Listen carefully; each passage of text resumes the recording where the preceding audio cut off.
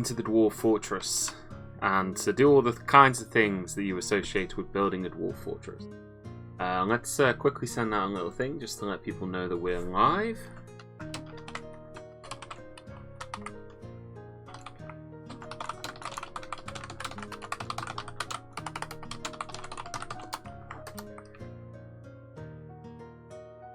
There we go. Okay, so yeah, let's just give people a moment to turn up. But yeah, we're continuing with Dwarf Fortress today, and we're going to be seeing how far we can get with it. Because I mean, you know, it's been about a week since we played it last time. I think last Friday was the day. We've been building some stuff. We've been, you know, continuing with this basic fortress. We've got a bauxite bridge over here. We've got another one over here that needs completing. We're building some more workshops over here. I think we were doing mechanics workshops, weren't we? And yeah, everything's going pretty alright. We've got ourselves a area for bees. We've got a beekeeping area, making lots of honey, or at least that's the idea. As soon as we got these screw presses built, we'll be able to do that. I don't think we've had any dwarves die yet. No, nobody's really died yet. We've got all these white stalks at the moment, and carp, baby carp around. Lots of pets chained up. We need to do something with these goats because... Oh, wait, I pastured them, didn't I, already? Yeah, they're already pastured. That's good. We need to build a goat enclosure with some description. Hey, report. Yeah, friendly necromancers, that's correct. And hi there, Gust as well. This is the fortress that we were building, and it's quite a nice looking fortress, I think. It's a bit different than the ones we usually build. But we got this level here. And we've got this over here, which is like a waterfall, which we've got access to. We go up a bit and we've got some farms here. One helmet's going to grow there. We're going to grow something else there. I haven't decided what. Maybe rock nuts, maybe something else. We've got honey. This is our dining room sort of area that we've got going on at the moment. And we're also going to make these into guild halls. So we're going to have an engravers guild. And down here we've got just some, you know, basic bedrooms, nothing too exciting. But let's pause the game and let's let them continue with whatever it is they were doing. And the first thing I'm going to do is we're going to go over here and we're going to tell our dwarves to smooth down all this stone over here. So how's everybody today? You all having a good day today? Alright, I also need to get a Dwarf Therapist up as well, just so that I have that running in the background. Oh, the sound's alright as well, it's not too loud or anything. Hopefully you can hear me. Man, we've got a lot of hematite, which is really nice.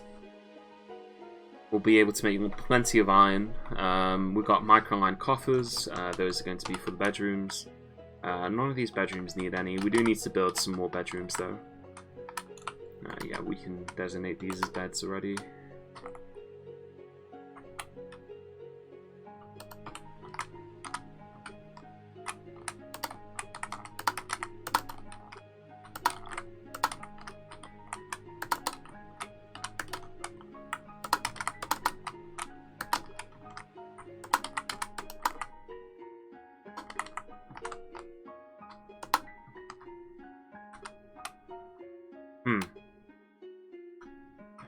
I'm not quite sure how I did that in the first, like, if I want to kind of replicate this exactly.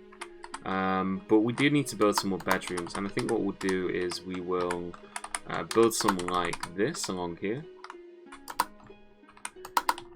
Just like that. And place those there, place those there, like that. And that's fine there.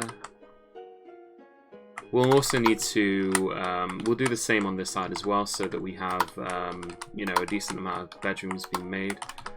And, yeah, we'll have all of that. We have plenty of coffers now. We need to get some doors. I think we'll make microline doors. I like the, it's a really nice colour for doors down here. We made coffers out of microline. That's why they got the bright blue coffers there. That's the microline rock, that is. I can't remember what the dark blue one is called. I don't think... is it cobalt? Is it cobalite? Cobaldite? I think it might be, actually. Alright, let's just dig that out there like that. Okay, so that's all correct. Yep, perfect. Excellent. Hey, Anubis, welcome. And Red Thoughts as well. Good here, installing Arch on a virtual machine, relaxing and playing some Dungeons. Dreadmore says block. Goose says he's doing fine, not feeling ill for once, and I got some money from the local government. I'm doing fine myself. Just been inside again. Writing some cover letters, you know, applying for some more jobs and that kind of thing, seeing if there's anything available. I think I've found some good stuff, but I'm going to hold my tongue on that. We'll see how it goes. But yeah, other than that, I've not really been up to much. Played a game of Dota earlier before I did this stream. I won, which was a nice change.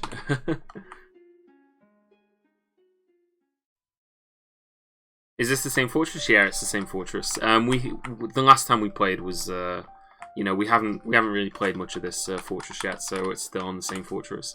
I did get hired, but I haven't started work, and I'm always looking for a new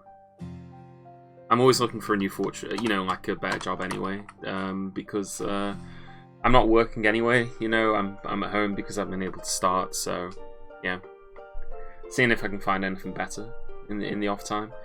The Black Winds wants to name a dwarf draken. We can do that if you really want us to. What's that necromancer called? Did we name our necromancer? Yeah. Oh yeah, the necromancer's named Bleak. Yeah. Named after Bleak. So we've got Bleak the necromancer. Who should we name Draken though?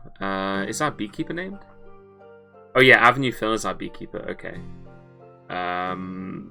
In that case, why don't we name our weaponsmith Draken?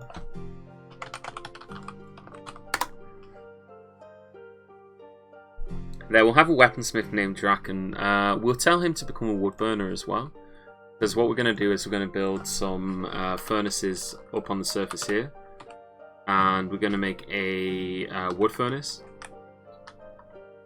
Just put that in the corner there. And we'll use bauxite, it's fine. And we're also going to make a smelter. And I think that's it.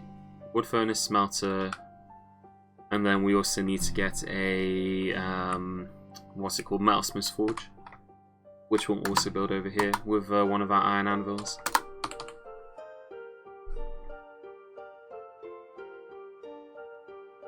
Will you build a tower for the Necro? I'm not sure actually. Yeah, I wasn't intending to have a necromancer be a part of the fortress. He just arrived with the migrant wave. He's a jeweler. He's an expert jeweler, legendary gem cutter, legendary gem setter. I've also got him doing some other stuff. In fact, I don't think we checked on him. I think I did check on him, right? Well, let's have a look and see what he's killed a bunch of weird creatures.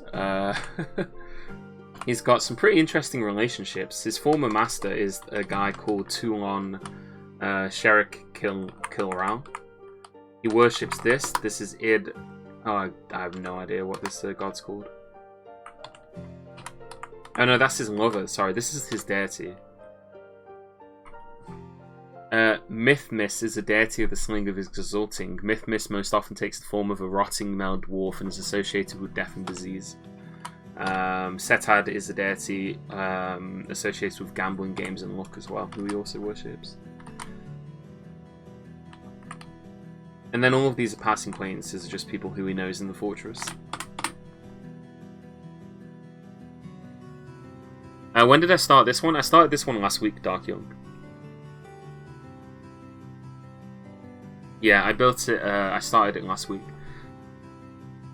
You, build a Necro Casino. You can make dice in this patch, but you can't. You know, they won't ever use them for anything. I don't think they'll play with them or anything like that. But you can actually build dice now. The only use for dice is in divination, which is more of a adventurer mode thing. Dwarves won't use dice themselves, but you can find dice in adventure mode, and if you roll them, then interesting things can happen. But that's like adventure mode only, really. I don't know if there's a way to get. Maybe there is a way to get hold of a dice in Maybe there is a way to get hold of a dice from adventure mode in fortress mode, but that would require a lot of...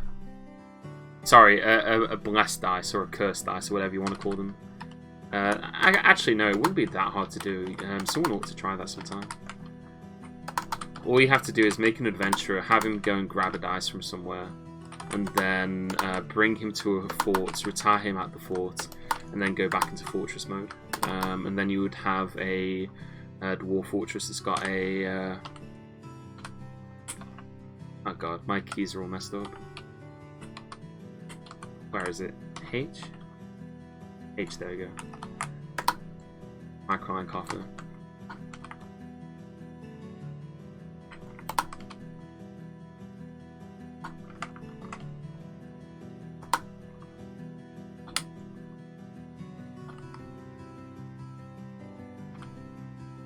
Oh, okay. Adil Vutocast, the woodcrafter, has withdrawn from society. So one of our woodcrafters has gone into a strange mood. Cheers for saying this backstory, Oblique. We'll have to look into it, actually, because I imagine he's probably got up to some stuff. We can't really look into it at the moment, because I'd have to... oh, he's already begun constructing? Oh man, whatever artifact he makes is probably not going to be worth very much then, if he's already begun constructing. In fact, the only thing he's got in his workshop is willow logs, so he's making an artifact out of willow logs and that's it. But I guess we'll see what kind of artifact he makes. It'll be the first artifact in the fortress. Oh, the elven caravan has arrived as well. The elves. We learned about the stinky god. Will the AI dwarves use an altar if it's available with the die? That's what I'm asking. That's like what I'm wondering, Anubis. So I might actually try that. I might try that not on stream, but just like mess around with it in my own time to see if I can.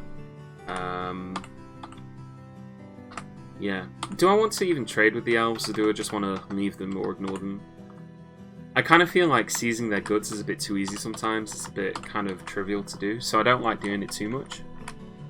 Because it's just a really trivial way of getting hold of stuff. Okay, this is smelting. We need a smelter. It doesn't really matter who does it. We can just have our weaponsmith do it, so he can become a furnace operator as well.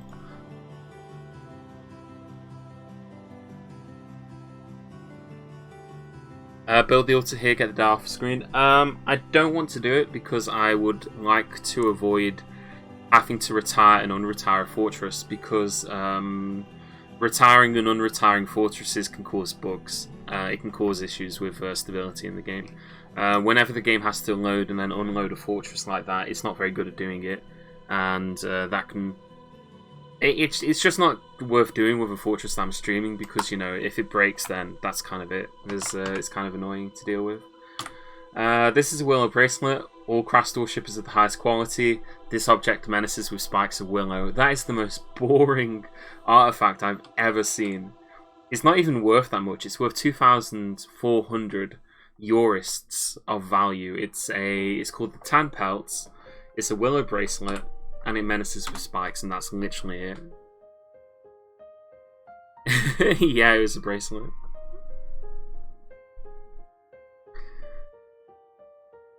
Are there carps or sponges in that big river? Yep, there are carps. Plenty of them. It looks like there's wild boar on the map at the moment. Oh shit! These elves have got a tiger with them. Maybe actually it is worth trading with them. What should we move over there to trade with them for? Let's move some finished goods bins over here and see if there's anything that we can sell. They got a tiger. I mean, buying a tiger would actually be... sorry, a lion would actually be kind of cool. Possibly we could even get a breeding pair of lions if we get a second one from them at some point in the future. Let's request that our trader show up at the depot. We got all these orders. We're constructing blocks. We're brewing drinks from plants. Okay, they're smoothing all this down. I want to make one of these into a Engraver's Guild. Which we discussed the last time we were playing. We were going to make an Engraver's Guild. Just so that our engravers would basically do demonstrations with each other in the meantime, you know, kind of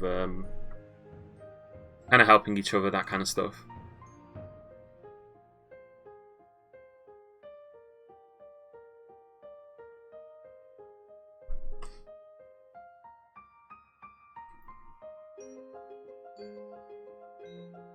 There we go.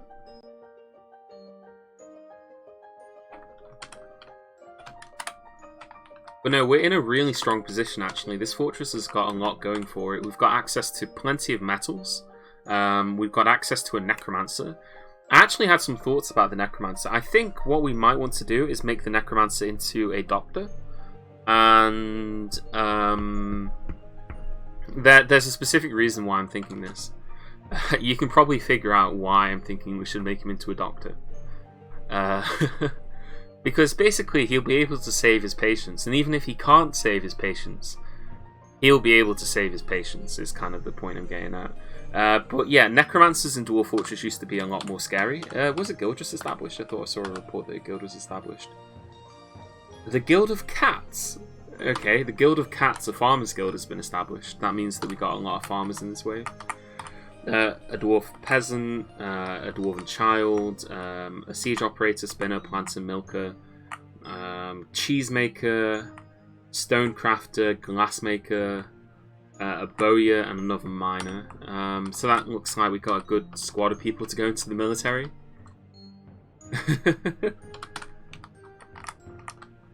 Oh, we have a statue as well, didn't we? We had somebody design a statue, right? On the last stream. I don't think we placed it anywhere. It was it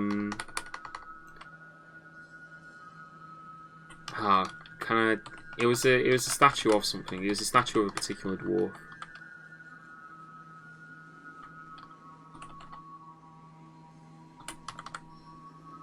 No.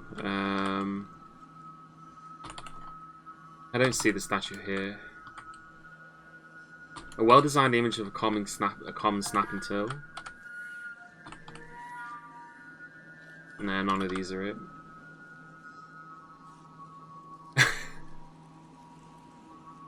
This is a superior quality bauxite spider of cog merged boats. The image is a superiorly designed image of cog merged boats. The dwarf and brown recluse spiders in bauxite by Old Freeport. Cog merged boats is surrounded by the brown recluse spiders. Cog merged boats looks terrified. I wonder if we can find his bedroom. I'm going to see if I can find that dwarf's bedroom. Petition available. They want to establish a guild hall. We're going to approve that. Because again, there's no point not doing that. We'll give them a guild hall. It'll make them happy. But let's see if we can find this this one dwarf's bedroom. No. No, that's Avenue Phil. His name was Cog. That was his name. His name was Cog. Bookkeeper. There's Old Freeport. Mincott. Baton. Law. Malfontaine. Oh, that's unfortunate. Alright. Yeah, it was a statue of the military commander. Oh god, look how big this migration wave actually is. We got a bookkeeper, we got a surgeon, we got a trader, we got another peasant, we got 3 dwarven children. This is a really big migrant wave. We'll have to have a look through that in a bit. I'm gonna quickly place that there, and then we can assign another couple bedrooms here. I just I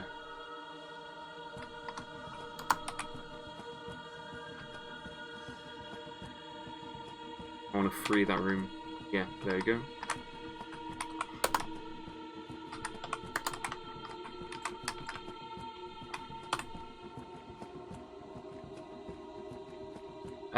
Do you know if there's any way to accept, to see which petitions you've accepted but haven't fulfilled yet? I don't know if there's a way to check all petitions. I do know that you can check guild petitions. If you press I here, right? Let's just say we click here and, sorry, we'll press I and then, I want this to be flow. Yeah. So I designate this room, right? I designate that as an activity zone. Then I press M for meeting area, and I press assign location, add location, and then I press craft guild hall, which is G. You can click through here, and you'll see all the different kinds of guild halls that you can make.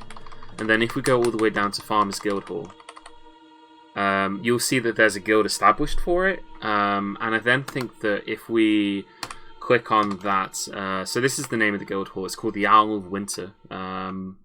You can see here that we've got a the petition where we agreed to build a guild hall, and it will tell you what value it needs to be in order for it to meet that requirement.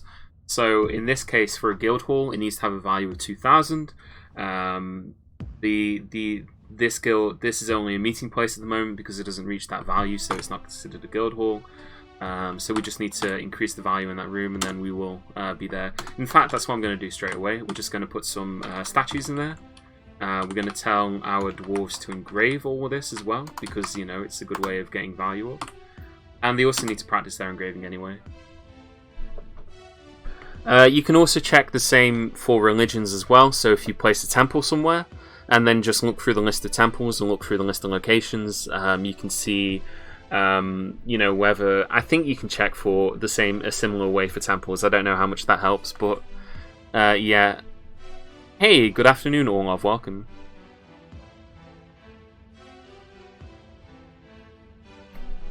So yeah, we'll just tell them to engrave. My engravers aren't very good at engraving yet, so these will be very low quality engravings, but that's fine.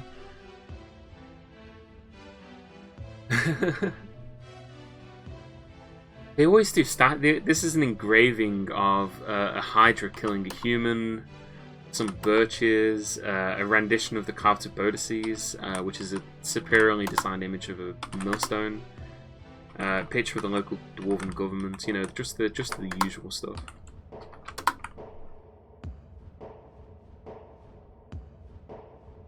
This is an image of one of our dwarves crafting a masterful mudstone figurine. So not much has happened in the history of the world, it seems, because they're making some really not that interesting engravings. They're like, let's memorialize the day when one of our dwarves made the masterful engraving, you know. It's like, wow. Alright, we've satisfied the guild hall agreement with the Guild of Cats. I really wish we could change the name of these guilds, but I don't think there's a way to do it.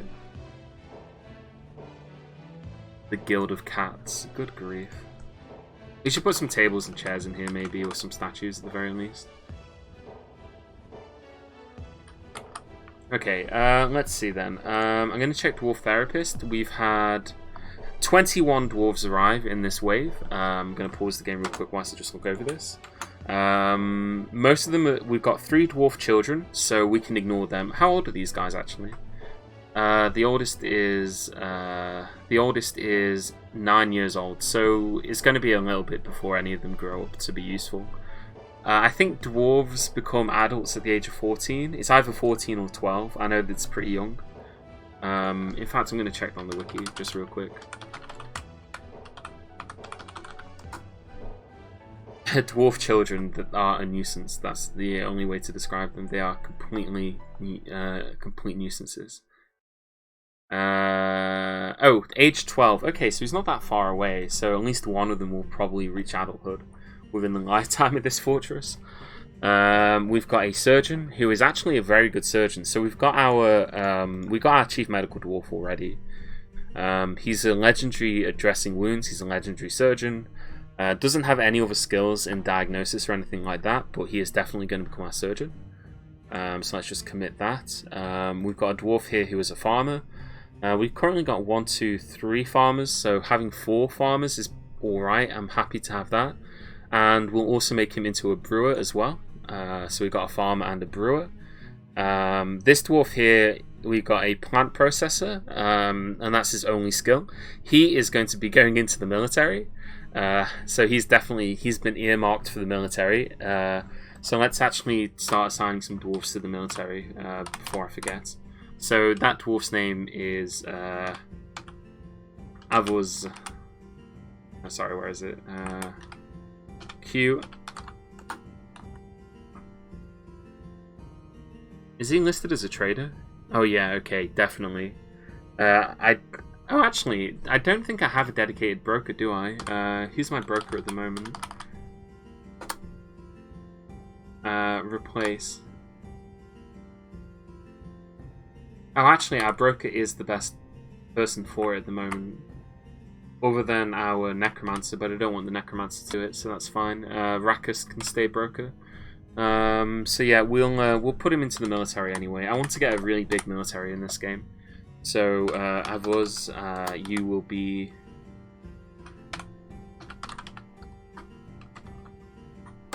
You're going into the military. Congratulations on joining the. Sorry, the screen got a little janky, didn't it? Joining the military. We've got a dwarf here. That's the farmer. We've got the chief medical dwarf. This guy is a mechanic. He can stay a mechanic. And in fact, that means we can take Bleak off of being a mechanic because this guy's just better at it. We'll make him a mechanic architect. And we'll also make it so that our miners are no longer doing architecture. We've also got a dwarf here who is a peasant dwarf. That means he's going into the military. Congratulations, son. You are been conscripted. We got another dwarf here who is an expert milker. We got 2 expert milkers, legendary milkers in the fortress. I'm not sure what we'll do with those. We've also got a novice cheesemaker. We could start a cheese making industry. We have got the yak cows. We've got so we can do that. We've got a hunter. He's going to go into the military because I don't like having hunters. So Esthan is his name. There he is. And then let's just put one more in here for now. This guy is a stonecrafter. He's a legendary stonecrafter, so that's fine. He can also do some woodcrafting as well. I like him to do both. We've got a dwarf here who is a spinner. A legendary spinner, high master spinner. I think I had another peasant actually, so let's see if I can find the other peasant. Yeah, Onal is the other peasant. So Onal, he's going in the military as well. And then that's we've got ourselves a very basic military squad of 5 dwarves. Anubis wants to name the surgeon Anubis. We can do that. So we just go over to our chief medical dwarf. And where is he? He's there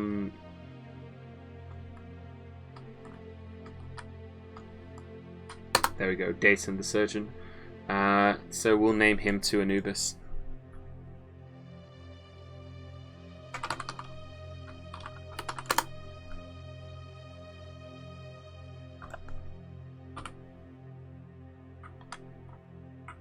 Okay.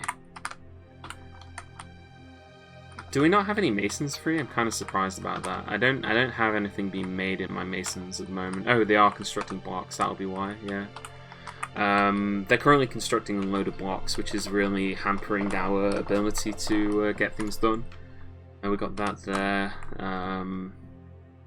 The Guildhall agreement's been satisfied. We just want to finish engraving all of the room, and then we can put some statues in there. We'll also designate this as a Guildhall as well. So we just press I here, like that. And this one's going to be designated a guild hall. So we do meeting areas here, assign location, add location, craft guild hall, G. And for this one, we're actually going to make it an engravers guild hall, even though we've only got 1 engraver. And that's just so that the rest of the dwarves who are assigned to be engravers, they'll actually just hang out here, and that way they'll, you know, all visitors welcome. I just want them to come here and basically just try and you know, improve their engraving skills, and that's the only reason that I'm having that built there. Really, I should build my farmers guild up here, but I think actually having it downstairs is fine. We got plenty of doors.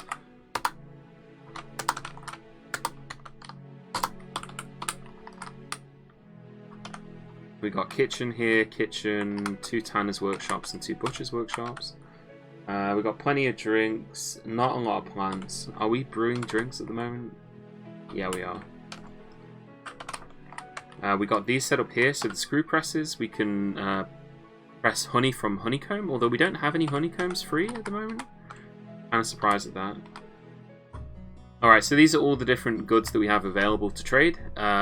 With the elves, we've got to make sure that we're not going to trade them anything made out of wood, though, otherwise they will get on our case about it. So we're just going to trade them some stuff made out of mudstone. Mudstone earrings. Mudstone scepters.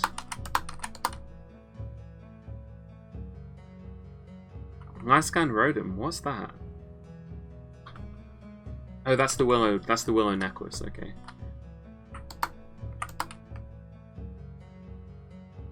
Mudstone scepters, mudstone crowns, bauxite hives,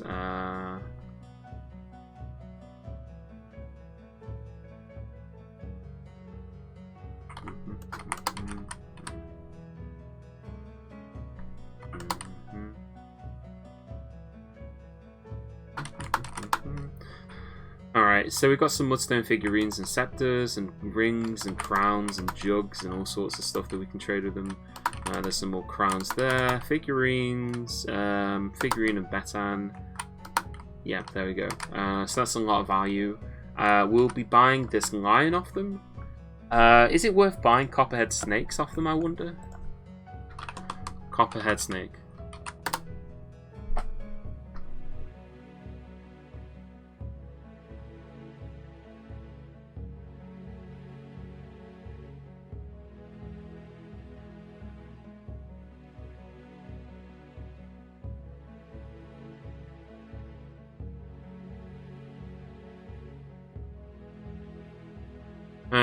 Nah, okay. Buying the snake isn't worth it.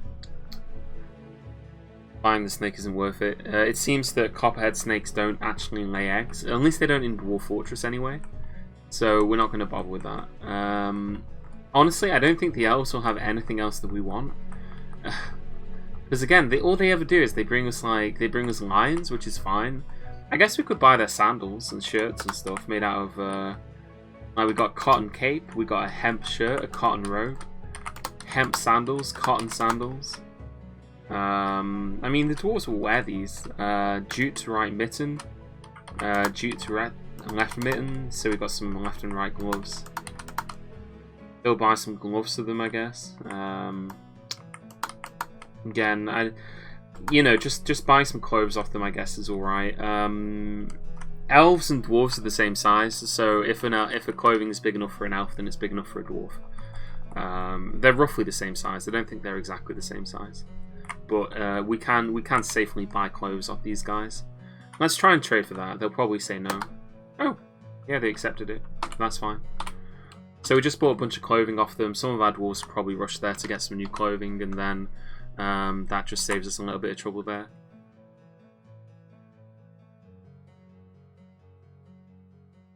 Okay, so what do I want to plant here then? So what we could do would be to build workshop and then build a farmer's workshop here.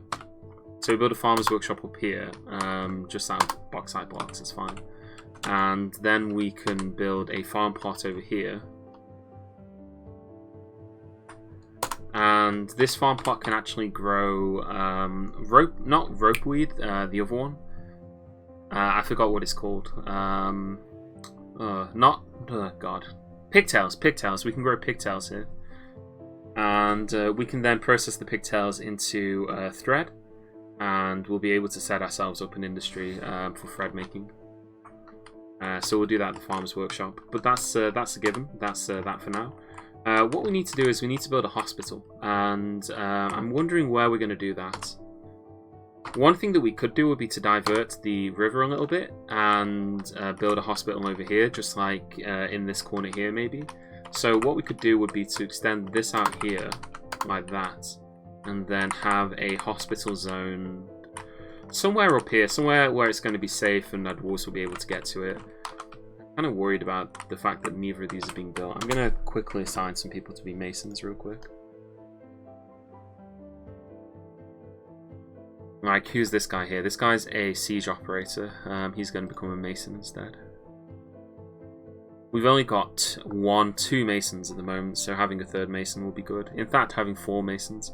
This guy's a presser and a cheesemaker. We don't need 2 cheesemakers. You can become a mason.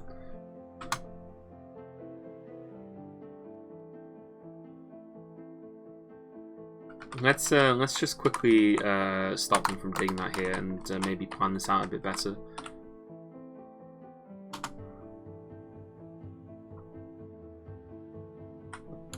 We could build it in this gap, maybe. We could build like a hospital here, just a pretty big hospital, maybe. Like something like that, maybe. I mean, that's a really big hospital. We don't really need one that big, I don't think. Depends, though. It depends how bad the fights that we get into are.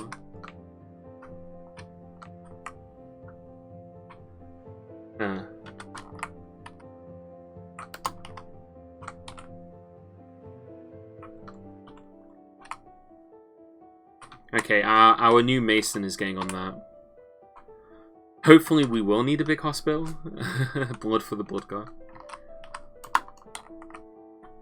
What we could do is build one kind of along here, and like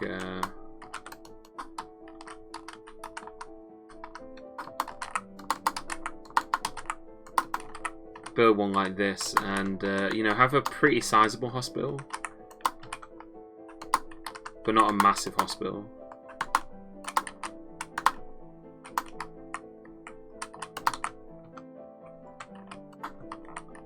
Something like that, maybe.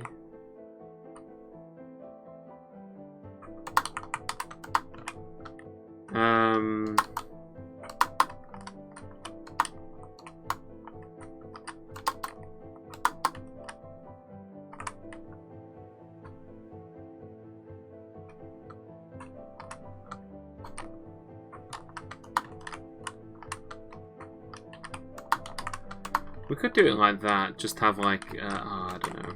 I'm kind of too worried about how it's going to look. I just want it to look nice. I just want to have a fortress that looks nice for once. Is that too much to ask? I already know the answer. The answer to that is yes. It is too much to ask. Getting taken to the hospital means they don't die instantly, so that's a plus. That's true. And even if they do die, we have ways of making them better. We have ways of curing death. So, you know, death isn't the impediment that it used to be. It's not the issue that it used to be so much anymore. I'm like, sure they may die, but I'm sure they'll get better, right?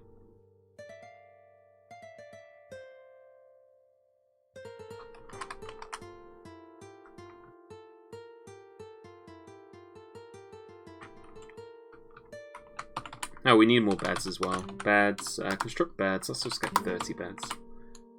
We got all these bedrooms up here. These are all been assigned. Yep. Yep. Yep. Currently owned by nobody. So nobody's gotten around to claiming these bedrooms yet. That's good. That's good. We got the bridges set up. We need to set up some mechanisms. We need like a control room. I think the best place to put them would actually be in the offices, because there usually be dwarves hanging around here. But the chances of a dwarf going upset in either of these rooms is pretty slim. So if we put them here and here, make them vampires. I don't want to make them vampires though. That sounds like an awful idea. That sounds like a terrible idea.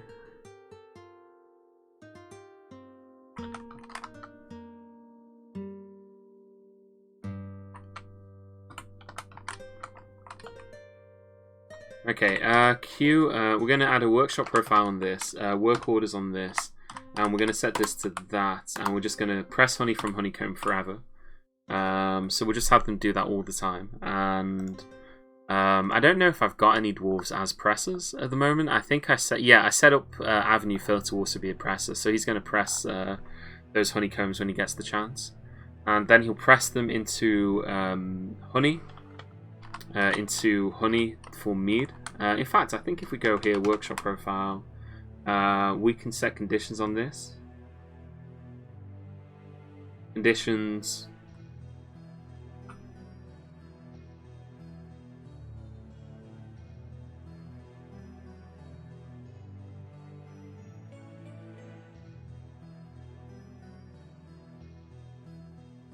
Conditions checked monthly, and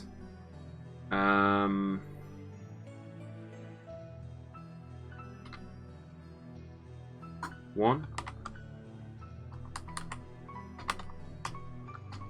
let's check this monthly. And then on this one, we want to change the number on this to 1 as well. So actually, we can keep that at 10. So in order for them to press honey from honeycomb, there needs to be at least 1 honeycomb available for them to do it. And there needs to be at least 10 liquid containers. And then they'll do that. And they'll check that. And then if it's available, they'll do it. And they'll check that every month. And yeah, that is done, I think. So they're going to check that and see whether they can meet the requirements before they do it. We then go over to here and then we do a workshop profile on this one. New order, make mead. Infinite mead, just keep doing this forever. But we change the conditions. So we're going to add an item condition. And we're going to change the item type. Actually, where is that? Okay, now we have to search all the way down here. So it's honey. No, not honeycombs. What's it called? Honey.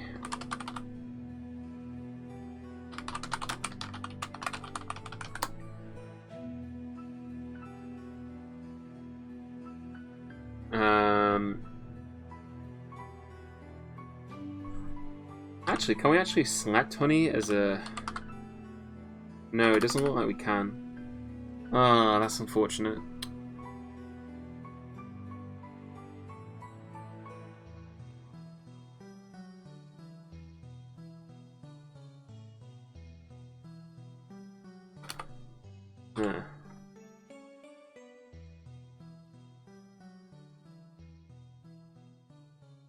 Let's just delete this condition. And we'll tell them to check this one monthly as well. Well, actually, what we can do is we can tie it to this. Yeah, so it has to have satisfied that check, and okay.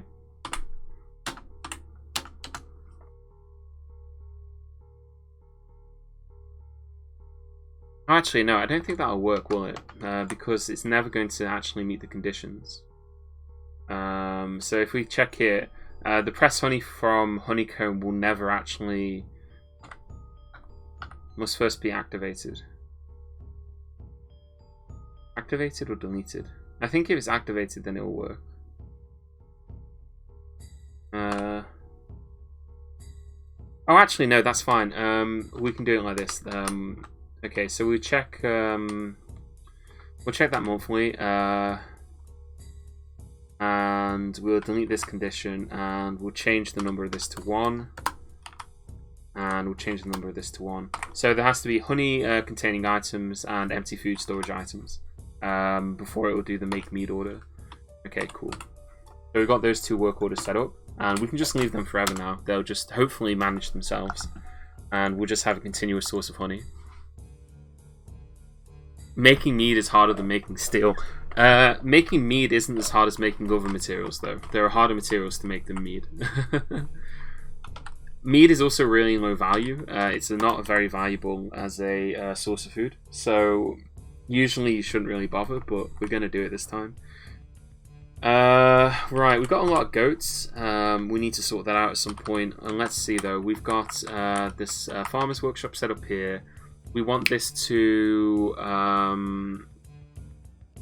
process. Okay, what we want to do is we want to set this up here. So this is going to grow pigtails. So in the summer, autumn, we grow pigtails, and I mean we could grow dimple cups as well, but they're not really. You know what? We'll grow sweet pods in this in the. Nah, I would rather not. I'd rather just have it do. Yeah, I'd rather just have it do pigtails in summer and in the autumn. So they're going to grow pigtails over there. Then we'll be able to process those into thread, but we're not going to do that straight away because we don't have any at the moment.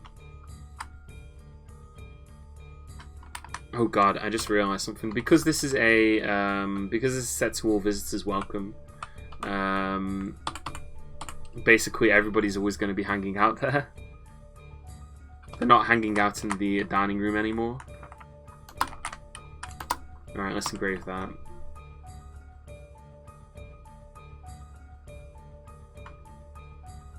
Was cave grub milk possible? I believe there's something like that. It's actually called dwarf milk. Believe it or not, when you make it, it's called dwarf milk. Okay, we want to link this one up to this one here. So we will do that with that, and then this one over here. We want to link up to this bridge here, and there is a way to name levers, and I can't remember how to do it. Control N, there we go. Control N, and we're going to name this one Waterfall Bridge. Oh, Control N, Waterfall Bridge. So that's the Waterfall Bridge there, and this one here we're going to press Control N, and that's going to be Entrance Bridge. So this one's going to link to the entrance over here, and this one links to the one that leads to the waterfall. And then we can now, when they've set it up, we'll be able to close the fortress down. Yeah, it's called dwarf cheese. Sorry, dwarf milk, and then you turn it into dwarf cheese. Actually, you can find some other interesting examples of milk. It depends. Some of them are procedurally generated. So, like for example, let me show you. We'll just put down a food stockpile here, and I'll show you all the different examples of milk that we can get. Change settings, food, and then milk is under, what is it under again? It's under extracts, I think. Yeah, it is. Okay, so there you go. You got donkey's milk, horse milk, cow's milk, sheep's milk, yak's milk, bumblebee venom, helmet snake milk venom, cave blob fluid, octopus man ink. Condensed Iron Man gas. How the hell did you get hold of condensed Iron Man gas? Like, I don't think you can get hold of a lot of these. I think the game just generates them, but there's no way of getting them. Like, you got all these forgotten beast extracts here, like just different kinds of forgotten beast extract. God, there's just like a whole list of them. In fact, let's press S and then just search for milk. Like kangaroo milk, one-humped camel's milk, goat's milk. Oh, there isn't actually that many kinds of milk in this one. I don't see any dwarf milk. I'm kind of surprised at that.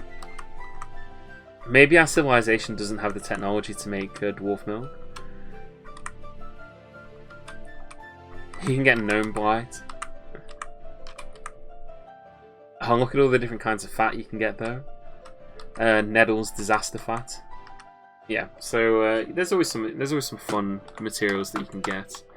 Sometimes they're more kind of theoretical than actual materials. Sometimes they're just like it's more of a theory than anything else. Like yeah, in theory you could extract something from a forgotten beast. I'm not sure how you'd do it.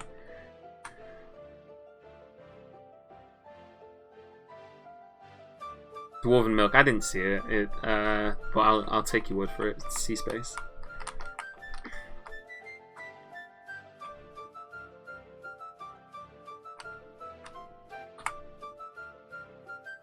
You did a Jake. Well, Jake hasn't streamed today, so somebody's got to do a Jake, right?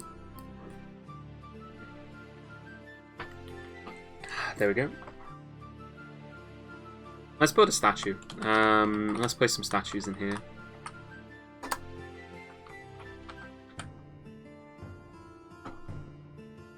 We got loads of statues of the God of Death, by the way. I can see at least two statues of the God of Death in this list of statues. I'm going to place both of the statues of the God of Death in our farming guild, because why not?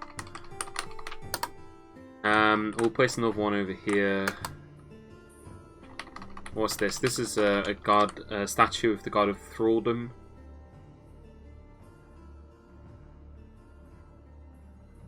I don't know why we have a God of Thraldom, but we do. I guess that's another one of the ones that we worship. A statue of whale sharks, a statue of a dwarf, a statue of... Oh, this is the statue that we commissioned. This item is in a rendition of the Barbarian of Tomes, an image of Mathol Razord revered, the dwarf and 10 elves. Mathol is fighting with the 10 elves. The 10 elves look terrified. Yeah, that's the statue we commissioned. So we need to place that in a good place. We'll place that in the middle of our dining room. Where is it?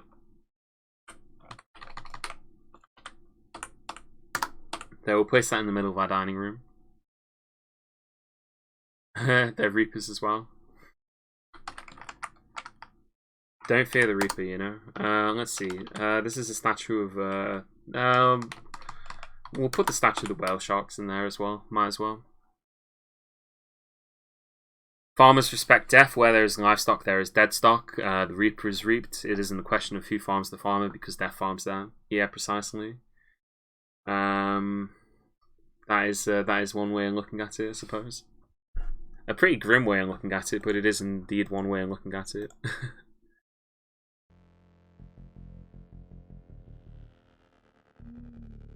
We don't have any food storage items. I think we're going to need to make some pots. Let's make some wooden pots, and let's just make 30 of them. I wonder if this task has been done yet.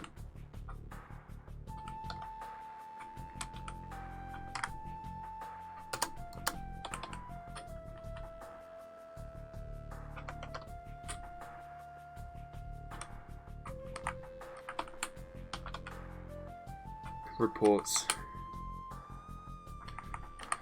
Cancels brew drink, needs empty storage of item. Brew drink, cancels hunt, cancels brew drink. It doesn't look like they've attempted it yet. I guess they haven't checked it. Maybe he'll check it at the turn of the month because it is checking monthly for that. But he should be able to do it. Gather any products. Gather any products. Yeah, we're gathering all these. Do any of these have products in them? No. Just got a shitload of bees in them. Oh, actually this one does here, but we're never going to collect the products from this. Because we need to have at least a couple that are never going to be split in order to make sure that we've got you know, plenty of hives available. In fact, we could put some more hives in there. I think we've got some more spare. Let's press Alt and H.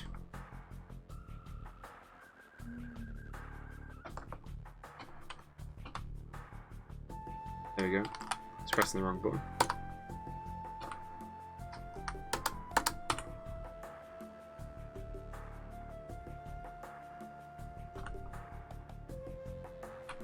Kitchen, plenty of pump helmets, a lot of seeds, a lot of dwarven wine, and we got a bunch of wild boar. I guess one of our dwarves killed a wild boar. We could set them up to do some cooking actually. Let's cook. Let's just go lavish meal. Prepare a lavish meal and do 30 of those. That'll make them a little bit happy. I think we do have a chef. We should have one. We do have that set up there. Yeah, okay. Right, so we've done that. What we need to do now is we need to start making ourselves some armor, some weapons. That's what we need to do. We need to start making ourselves some steel. Not steel, sorry. Do we actually have access to a fluxstone? We have access to iron, but do we have access to a fluxstone? Cobalite isn't flux, granite, microline. I can't remember whether we did have access to it or not. What's this here? That's bauxite, that is. Bauxite. Okay, I'm going to have to look up a list of fluxstones and see if we got access to it. Chalk, calcite, dolomite, limestone, and marble. So we could have those. I haven't seen any of those though. Maybe we do down further below, but I guess we could just make some iron weapons for now and assume that we don't have access to flux. Iron is fine. It's good enough. So why don't we start smelting some hematite? So yeah, we'll set up that task. Hematite, smelt hematite ore. Do that forever. And then charcoal. We'll make 100 bits of charcoal, and we'll also send Dwarf out to go chop down some trees.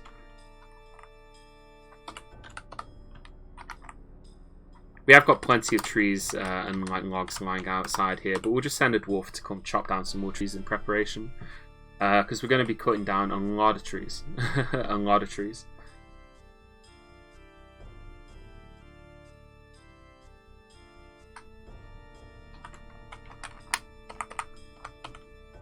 Oh, we should also make a bar stockpile over here.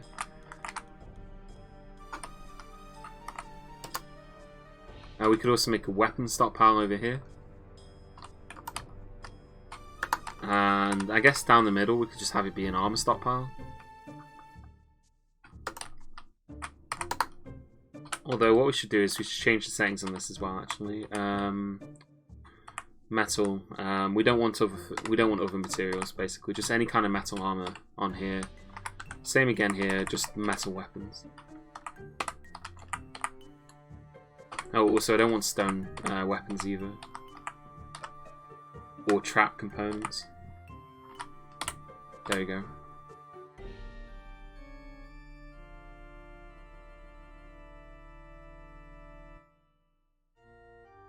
Access to iron. Yeah, it's not very common. It's not very common that we get access to iron. Why are they putting blocks there? Oh yeah, because it's a blocks and bins stockpile, right? I don't want them to put blocks there. Although actually they can put blocks there, that's fine. It means they put them somewhere. We need some wooden bins though. Let's just create, I don't know, 30 more.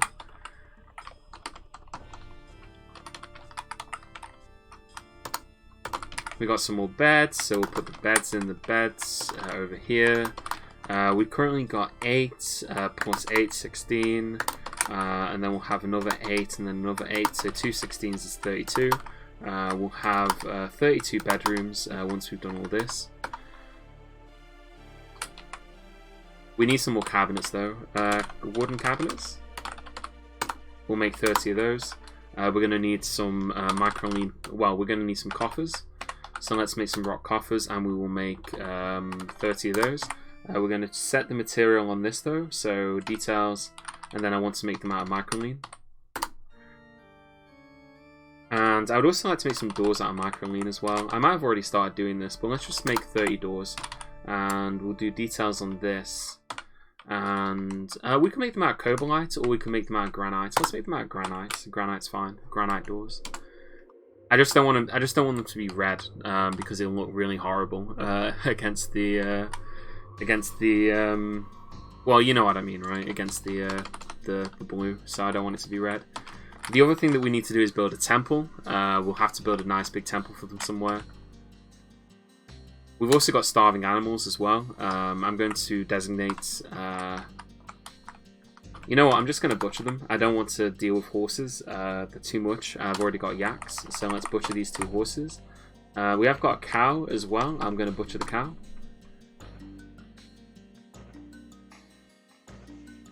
And yeah, that's it. We just need to butcher those, and that's fine. We got yaks. We don't need any other kinds of...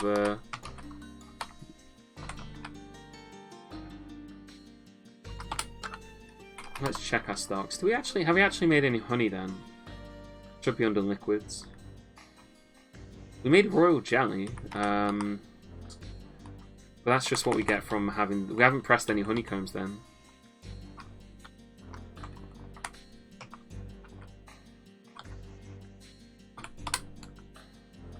I guess they're not checking it. I guess it's because it hasn't been a month yet. I'm going to change the frequent... Nah, we'll leave it. I just want to make sure that it's working, so I want to see that they've done it at least once. Cow milk is not dwarf milk and edible stuff. Well, I mean, dwarves don't drink milk. They only process it into cheese. You'll never catch a dwarf drinking milk. He'll only ever turn it into cheese. But drink the stuff, you'd have to be crazy to drink cheese. Like, what kind of madman would drink... what kind of madman would drink, you know, perfectly good milk?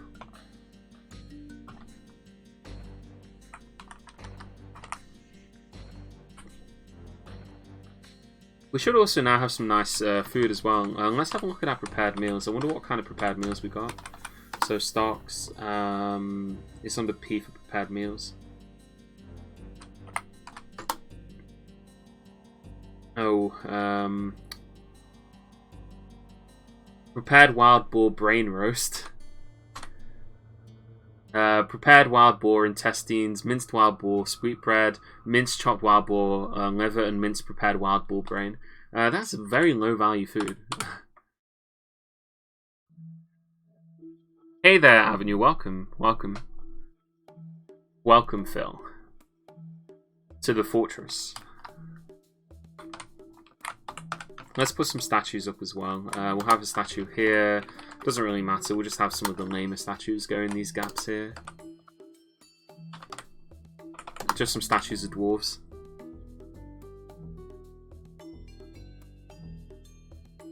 Okay, we butchered the cow. So we're gonna get some good stuff there.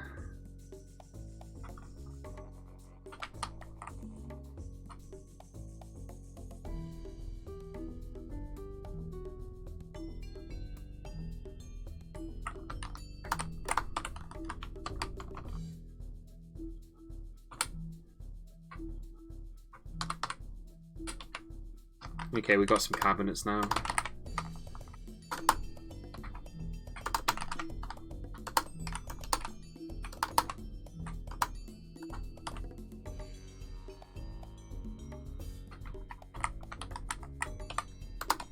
We really do need to build them a temple, because that's going to be something that's going to play on their minds a lot. Not being able to worship, it's going to be a big issue for them. So we do need to build them a temple. Waiting, okay.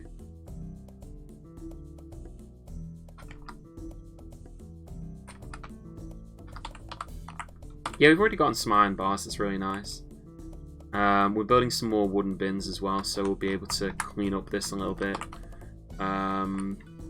We're getting, this is quite nice. I'm quite happy with this fortress so far. Nothing's really happened yet. We haven't had any, like, major disasters yet, which is always a good sign, right? Nobody's died.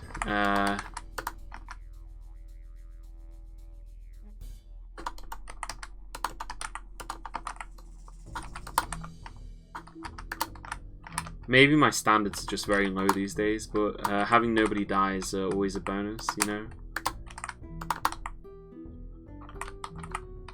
I think my standards are just low.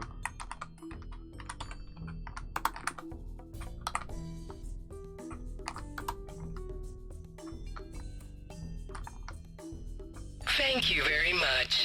Thank you, Eurypterus, for following as well. I don't know if I pronounced that correctly, but thanks for following.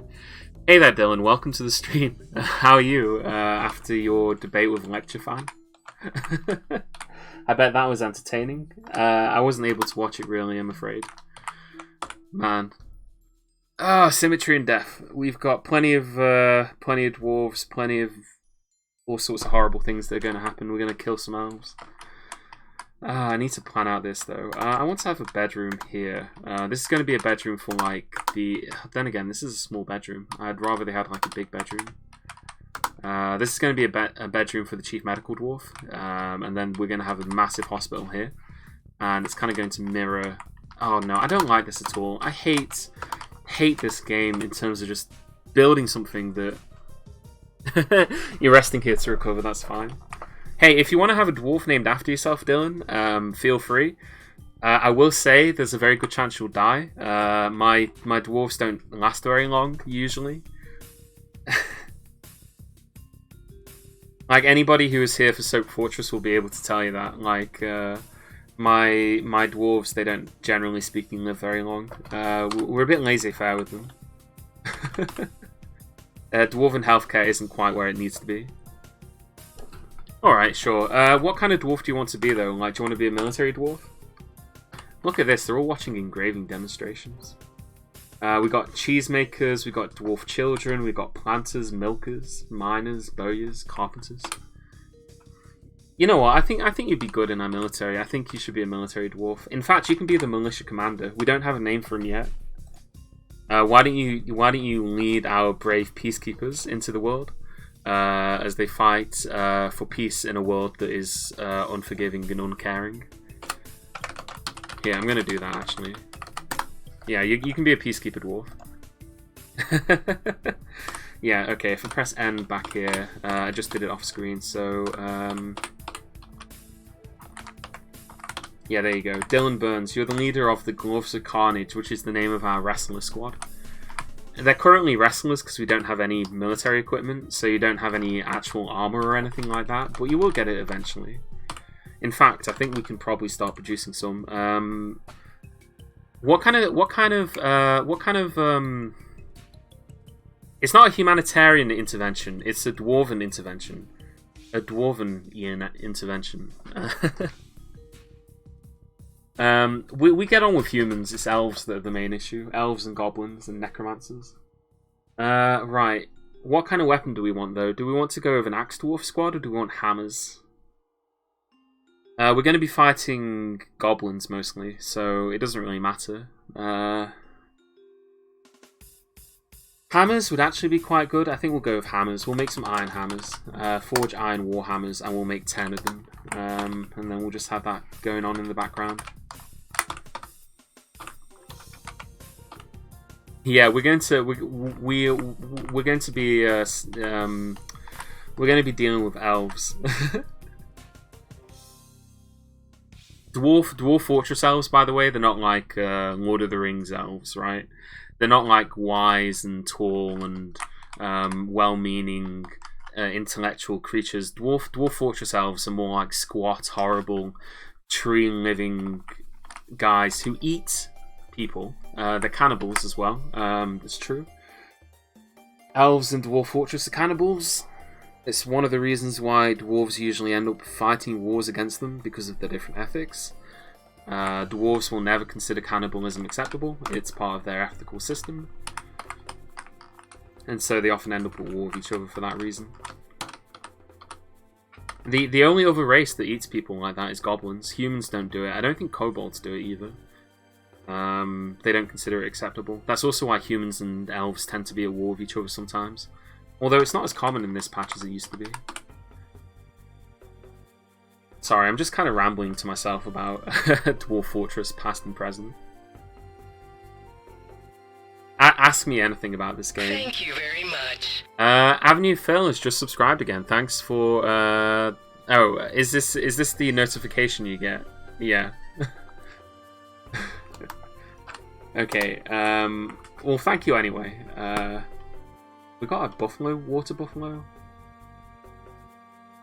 No, we just need to butcher that. Yeah, we need to butcher that. We don't have water buffalo, we have yaks. Kitchen, drinks, dwarven wine. We got cow liver, wild boar tallow. We don't want to cook tallow, we want to prepare tallow. Because then we can make soap if we need to later.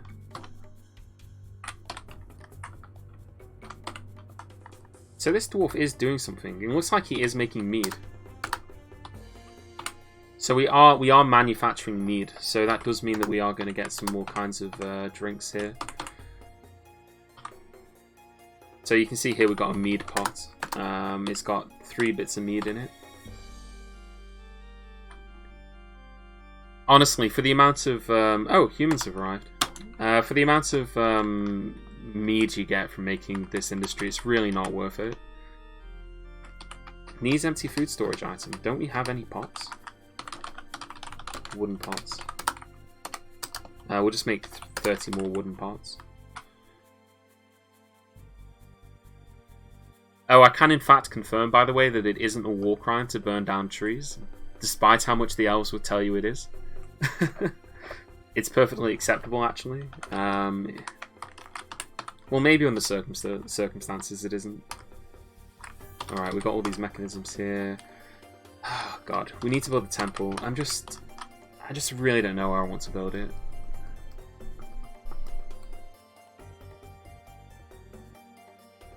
We could do something like this, actually. Maybe we dig out this here. Like that, right? And then we have the temple kind of, just like a temple like here, maybe. Just not a massive one, maybe, or maybe we have 2 temples here. Just like a really long temple, right? And then we kind of use this space a little bit.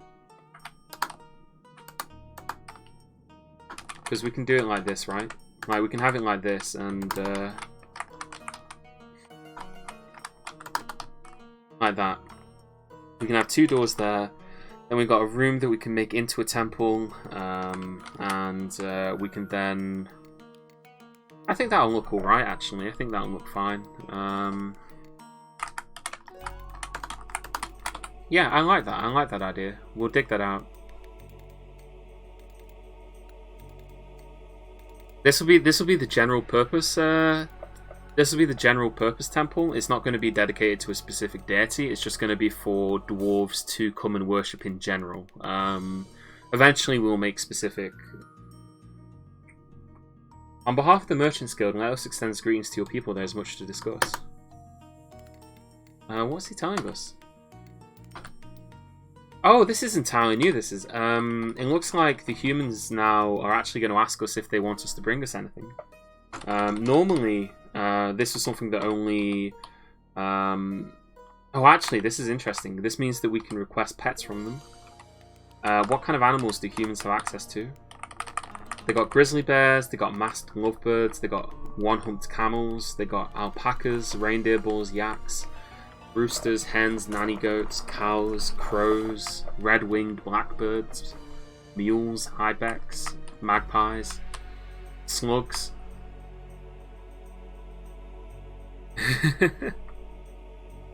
Oh yeah, we need to be careful for our necromancer as well, because we've got our necromancer as well, haven't we? He's going to need to have his own temple somewhere, I think. Do we want to request any specific animals off them? Is there anything on this list that would be interesting to breed? We could breed. I don't know actually. Sparrows, donkeys, red-winged blackbirds, crows. Maybe we could get a breeding pair of crows. Actually, that's an interesting point. How often do crows lay eggs? Let's find out. Crows.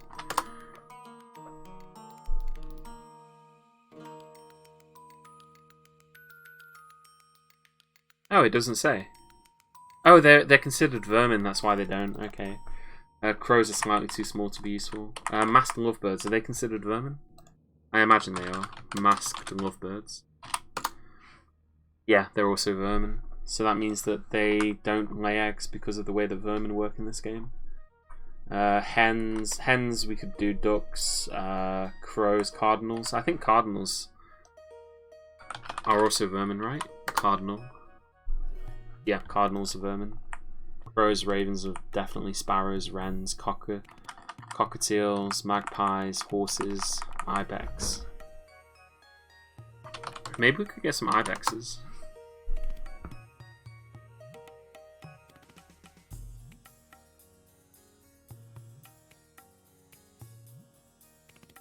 Oh, they don't produce milk. They're basically the same as goats, but they don't produce milk, so they're kind of useless. Yeah, that's unfortunate. They don't have any interesting animals here that we could get. Oh, actually, what we could do is possibly ask them for exotic weapons. Maybe there's a good weapon here that we could ask for. So if we go down here, we go down to W for weapons. Where is it? Weapons here. We could ask them to bring whips, and we could ask them to bring... I think whips would be the only one here that would be useful.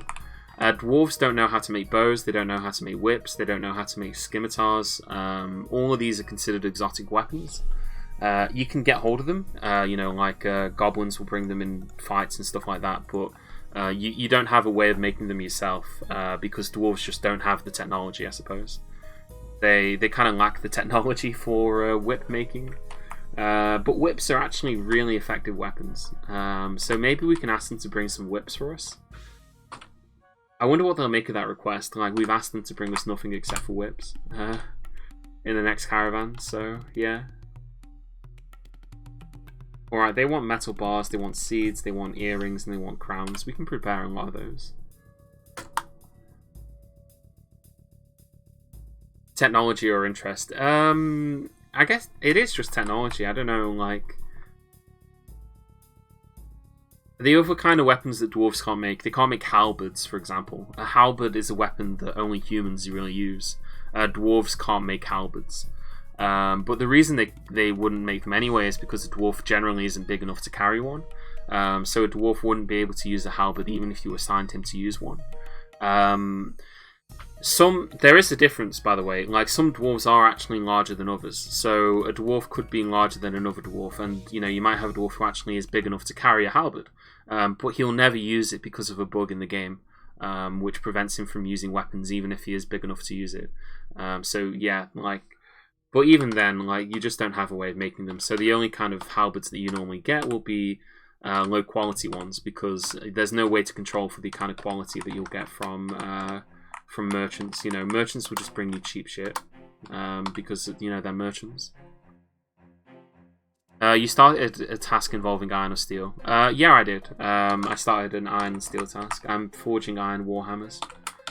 Oh,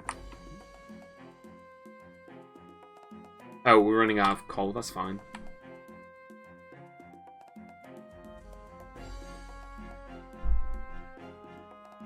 Yeah, we're gonna have this. We're gonna have this squad. We're actually going to make an. Here, what we'll do is we'll go to military, and then we want to go to uniforms. So these are the default uniforms. We're actually going to make a new one, and it's going to be Hammer Dwarf. So we press C to add uniform, and we name this uniform Hammerer. And these dwarves, they need. They're going to want metal armor. So armor, and we want to change the material of this to iron.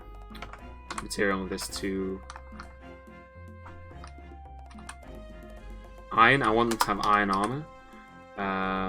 Then what is it? Headwear. We need headwear. Helms. No, I don't want to delete it. No, that's headwear. Yeah. So I want you to have helms made out of iron helms, gloves, gauntlets made out of iron as well, boots, high boots, material again. You know, you get the picture. It's a pretty. Doing uniforms is a bit tedious, but this is the easiest way to mass equip dwarves. So we want them to also have war hammers, and we want them to be made out of iron as well. Iron war hammers. We could do silver war hammers if we get access to silver, but we'll do iron for now. So we've got iron armor, iron helms, iron gauntlets, high boots, war hammers. They also need shields and legs. So S. Oh no. So shields, we just give them bucklers, and we want the bucklers to be made out of wood. And last but not least, we need legs, and we just want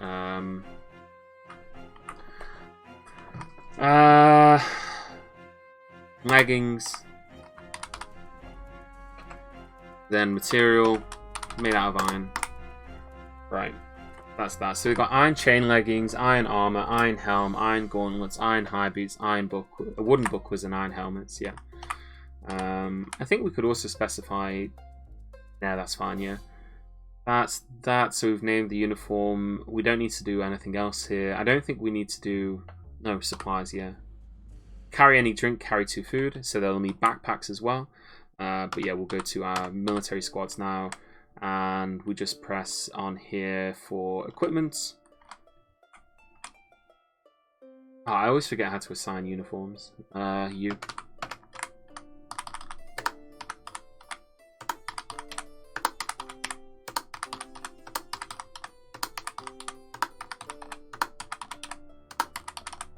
Okay, there we go. So they're all assigned to hammerers now. So if we put all the people in that squad, then they'll be, you know, wearing their war hammers and all that jazz.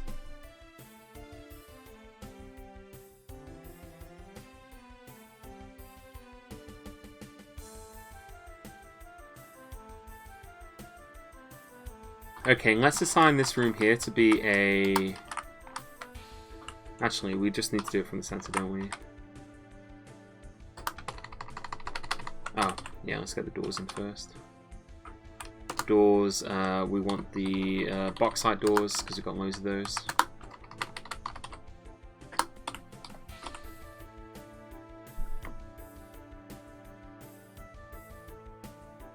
Oh, and what we can put in here is as well, actually, if we make a pedestal, let's make an iron pedestal. We've got a dwarf who can make us an iron pedestal, and we'll also go over here and we'll just build a new. We're going to build another metalsmith's forge. That's F, right? No, workshop F. Yeah, there we go. We got 2 iron anvils, so we might as well place both of them, and we'll use bauxite blocks. Let's see, our kitchen stocks, we've got plenty of drinks, we've got plenty of that.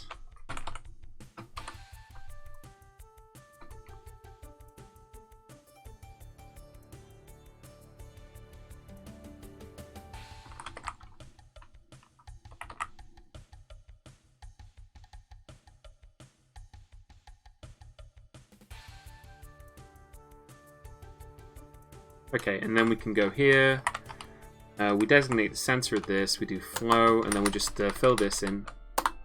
And then this here is going to be our new temple. So we do meeting area, assign location, add location, temple, and we're not going to have it to any specific deity.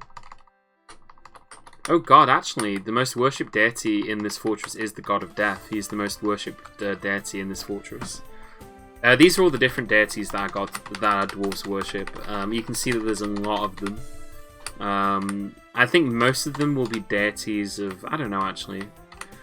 The ones in brown are religions, specifically, and the ones in blue are deities. So 12 of our dwarves worship the god of disease and death. 7 of them worship the god of lust and depravity. 5 of them worship a god of charity. Yeah, this is a pretty screwed up set of dwarves, actually. 16 dwarves worship a god of murder. 10 worship a god of treachery, lies, and trickery. 4 of them oh god, yeah. Whatever happened to worshipping gods of mountains and stuff like that, you know, like sensible gods? Yeah, this is a pretty interesting set of dwarves, I must say. Okay, the Abyssal Braids is the name of the temple.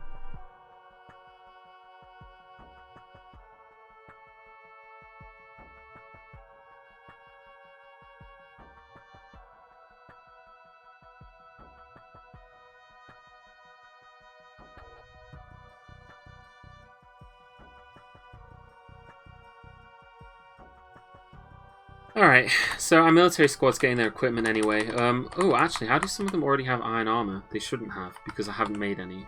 Unless they brought some with them somehow? Let's have a look. Go to unit.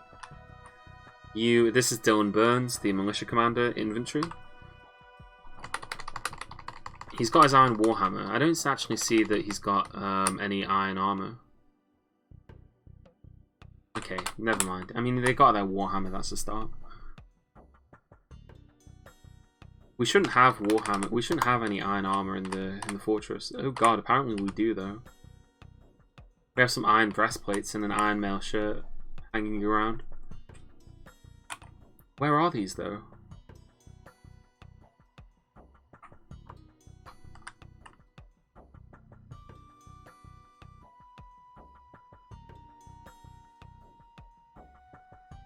Whatever. It's why they were exiled. Too many wet buckets above the doorway pranks. I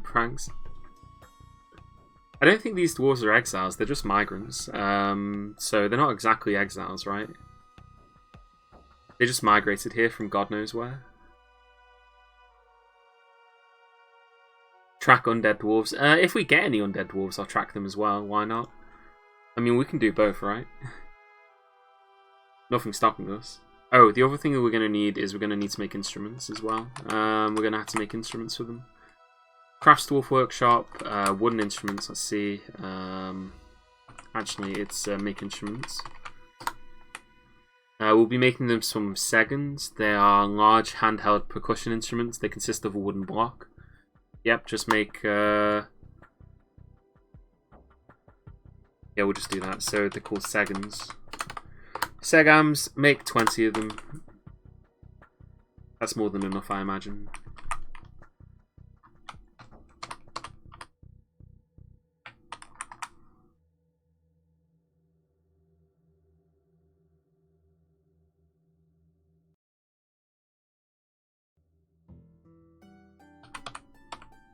Okay, they're engraving all down here, which is great.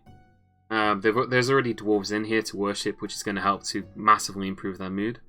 Dwarves who are unable to worship, they get really moody about it. It's one of the things that is really trivial to fix, but can be a real drag on dwarves if you don't fix it. Just give them a temple. It won't be enough, though, because usually a dwarf will want a specific temple for a specific deity. So, like, they will worship at a temple for general deities sometimes, but sometimes they will want to go to, you know, a church dedicated to their god. And in that case, there's not much you can do other than just, you know, build them the the specific ones. So you need to make sure that you have at least the major deities represented in the fortress. The problem is in this patch, at least the version that I'm on, dwarves just worship so many different deities that it's basically impossible to satisfy their demands for religion fully, because there'll always be like one dwarf who worships a god that he is the only dwarf that worships, and you just haven't built him a temple. Because again, why would you? We don't have enough bedrooms, but we are getting there. We're probably never going to really satisfy the bedroom issue. It's kind of tricky to do. So yeah. We also need to make a militia squad place, a place for our militia squad to hang out. We could make it up here, maybe. Then it's kind of like out of the way a little, but also it's kind of out of the way up here. But we can make them a room for our militia squad to hang out in, because we're never going to use this for anything else anyway. This floor here. So we might as well put a militia squad here. That way they are very close to the entrance, or at least they usually will be, because they'll be hanging out up here instead. And we can then, you know, kind of rely on them a bit more. Just trying to plan out this room a little and kind of consider how I want to do it.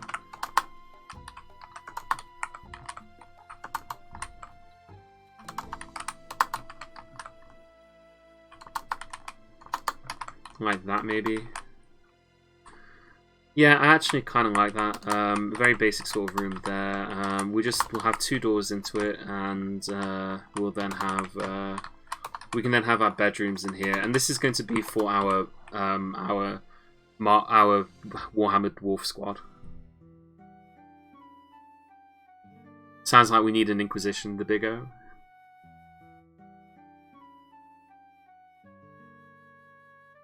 Let's put a statue up here on the staircase as well, so when they walk past they'll see the statue. We got a statue of the dwarf surrounded by spiders. That's a good statue.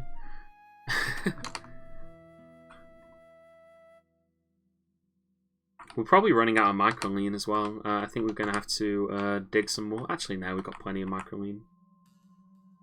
Inspirational, I know. It'll help them overcome fear, right? Like, it'll inspire them to kind of overcome fear and not be afraid of things. Even being afraid of spiders, it'll help them not to be afraid.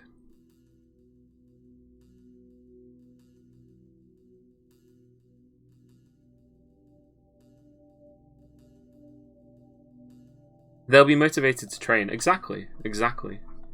That's exactly what we're going for. We want to motivate them to greater and greater heights. We want them to pursue glory at all costs, even when it's going to kill them. Coffer, rock coffer, 1 rock coffer. No, I don't want infinite. I want remove that order. 1, and then I want this to be details, and I want this to be made out of bauxite. I want a bauxite coffer. We haven't made the iron pedestal yet, which is unfortunate. I'm not sure why that hasn't happened. We should have access to iron, I think. Unless we ran out of iron bars.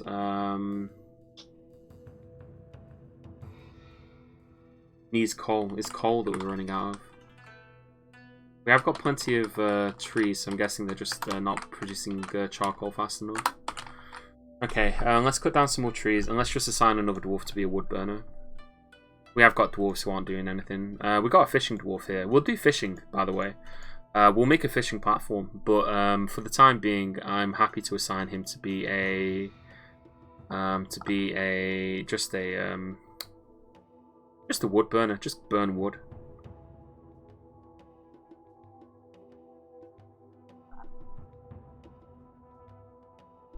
Oh, one of our dwarves has given birth to a girl.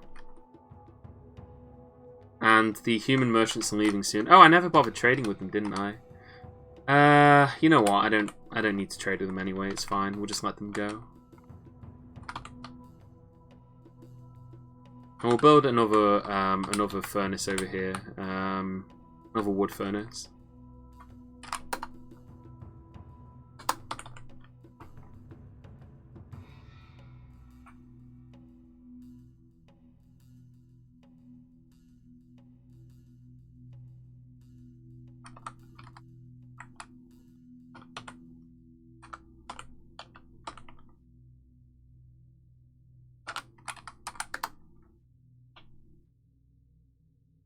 Okay, we can brew pigtails. I'm happy for them to brew pigtails because we get the seeds from them. The main thing is that I also need to set up some threading of them as well. But I just need them to... If they brew them, then that means we get more seeds. So, in fact, I'm going to tell them not to brew plum helmets for a bit. So don't brew any plum helmets. And just focus on brewing pigtail seeds and pigtails. And that way we'll get some different kinds of alcohol.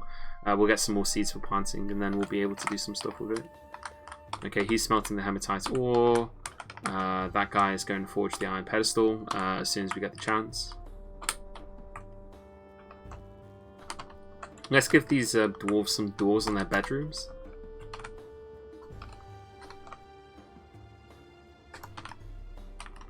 They've been waiting for them. They're finally getting some doors, so they should be happy about that.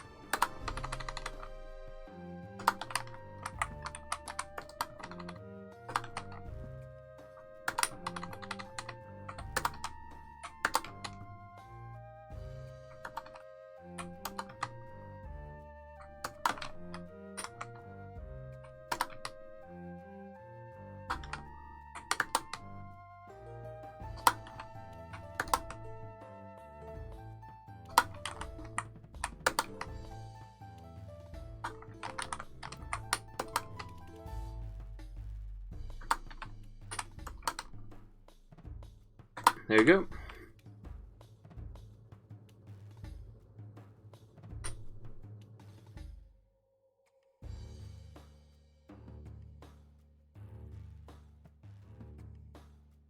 Such a nice colour. It's a really nice white colour, I think. We'll also smooth all this out eventually as well. In fact, whilst we're not digging anything, we should probably just get our dwarves in there to smooth stuff. But this is going to be where we have our military barracks, so we want to have 10 beds in here. So let's just start placing some beds out. 1, 2, 3, 4, 5, 6, 7, 8.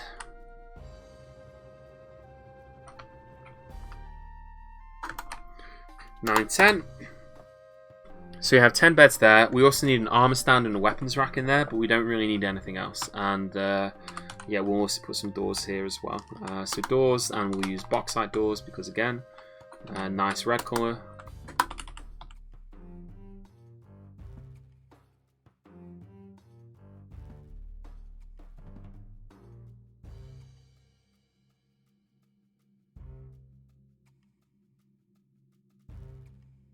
There we go. Isn't that beautiful? And we then going to assign this as a barracks. So we just make this... Actually, no. We want to do it from the armor stand.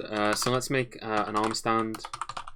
Let's make it out of bauxite. We'll make it out of... we'll make one here, details, bauxite armor stand, and then we'll make a weapons rack as well out of bauxite as well. So it's nice, that nice red colour.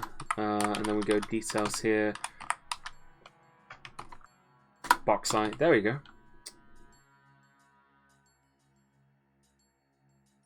I got pigtails. I got all the pigtails. Where's the dead elf counter at? We haven't killed any elves yet.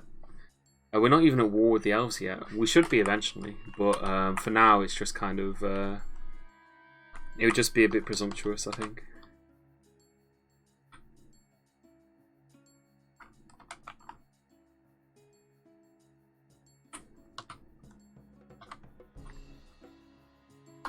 Okay, we got the bauxite coffer there. I just want that in that room because that's going to be where we put the... That's where they'll put the instruments. They'll put it in the coffer so that they have plenty of instruments to use inside the temple. True elf friend. I'm not a friend. I'm not an elf friend. I'm an elf anti-friend. I'm opposed to elves and all their machinations.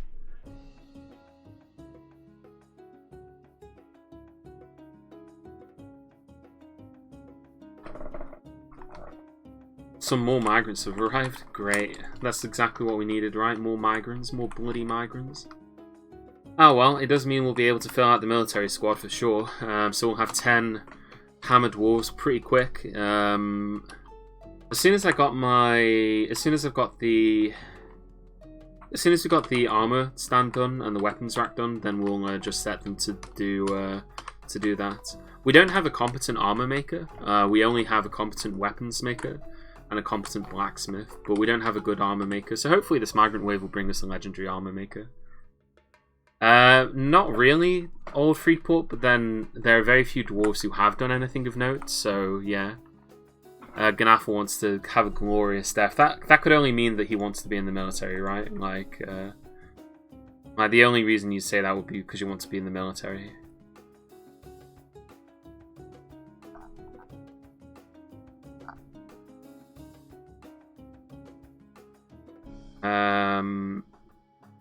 Yeah, you can be one of our military dwarves.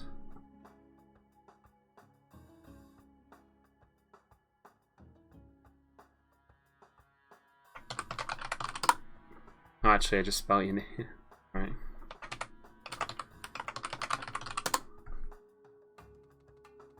There you go. You're in the military now. You are this one here. You were an engraver, so you're not anymore. Knowing my luck, I'll die from hammering because someone didn't make a quiver again. Maybe. We don't have any nobles yet, like of that variety. We don't even have a mayor at the moment. So we're due to have a mayor. We've probably reached the requirements, to be honest. We're just waiting for some bastard to be appointed mayor. JM, these need to be done pretty swiftly, I think.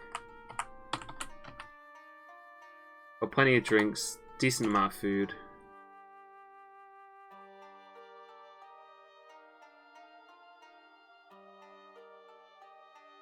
Honeybee royal jelly, they'll almost never use that. It's like the last thing that they'll ever use.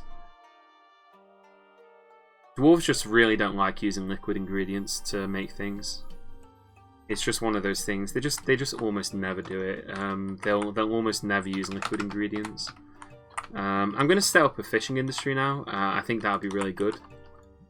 We could start having some fishing dwarves, but we need to build a fishing platform for them, and because we've got access to the waterfall, we can build one right in the center of the waterfall. So we're going to use our bauxite blocks in order to do that.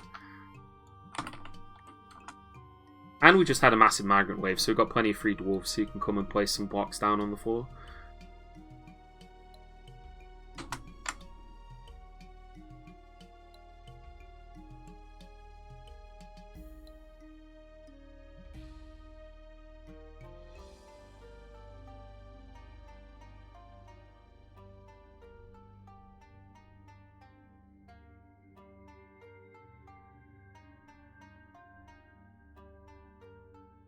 Oh, we should also make a tavern, right? We should definitely make a tavern.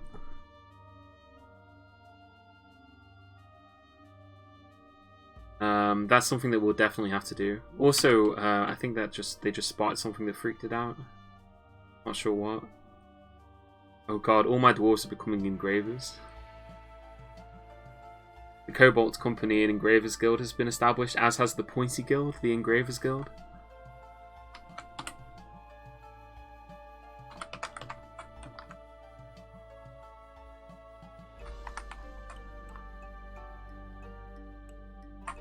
Yeah, so we need to have a space where they can fish.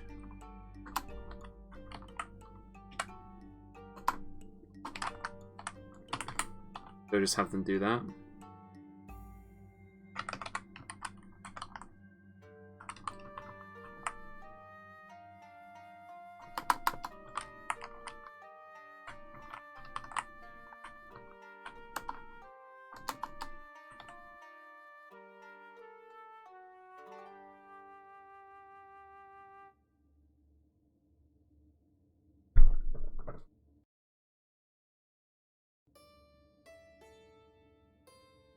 Fish is a really good source of food. It's one of the best sources of food in this game, but you do need to, take precautions because usually fishing involves going outside, and dwarves don't do very well outside. Not least because they just don't like, they get their cave adaptation right and all this other nasty stuff, but they also just can't. There's too much dangerous stuff outside usually, so it's not something that is. There's a lot of ways that it can go wrong.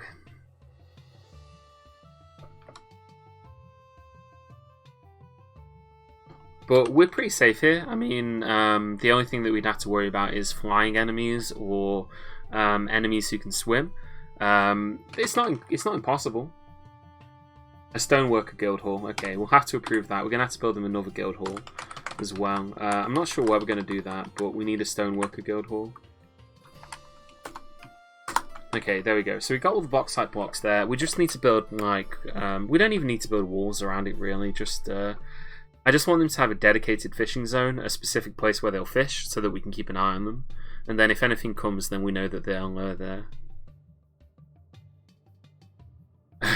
This isn't to cross the river. It's a more permanent sort of thing. We're not crossing it. It's just to make a hole where they can stand. But yeah, bridges are not really used for crossing things. They're more used for defense. Bridges are a defensive building.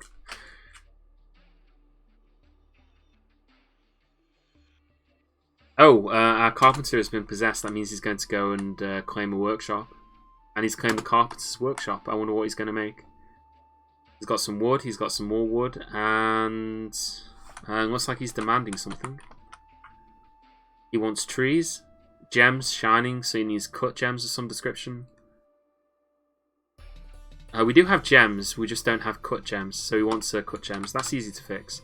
We're just going to quickly make a... we'll quickly make a jeweler's workshop, which is J. We'll just place it here.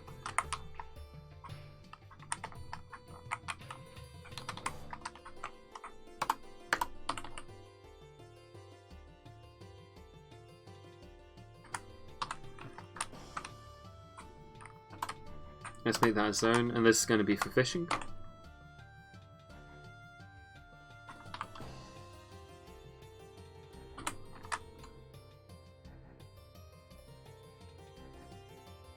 A temporary jeweler's workshop. We do have a jeweler, so we're going to cut some gems. We're not going to cut that, I don't think. We could look for some high value gems. We've got pink jades. I don't think jades are very worthwhile. I don't think jades are valuable gems as such. And let's have a check. Pink jade. Is that considered a valuable? Yeah, they're low value. Very low value ones. Do we have any higher value ones? Over here we've got probably more pink jade. Yeah, rough pink jade. Down here, this is going to be hematite. Oh no, banded agates. They may be worth more. Banded agates, and they're also a nice red colour.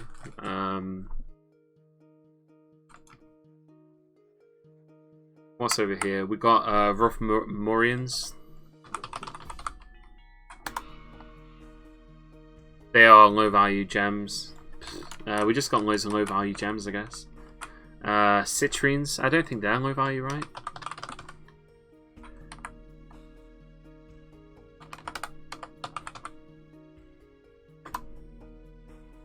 Oh, it's another kind of low value gem. Yeah, we just got low value gems, unfortunately. Doesn't look like we've got any other ones. Oh, we got zircons, black zircons.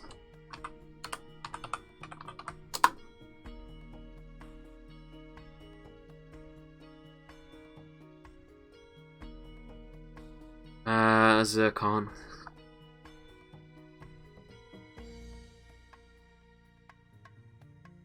Oh, black zircons are actually quite precious, so we probably want to do the black zircon.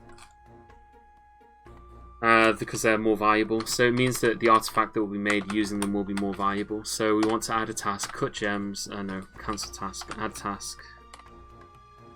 Black zircon.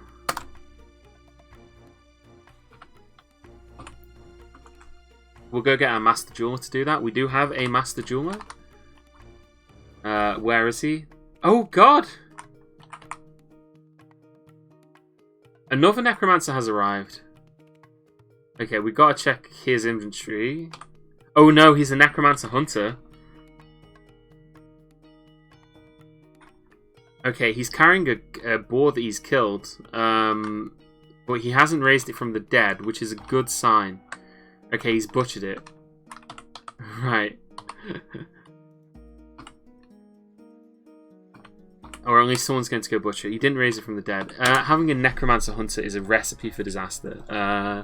That is not something that I'm going to allow stand. Oh god, I didn't check the migrant wave. I got too distracted.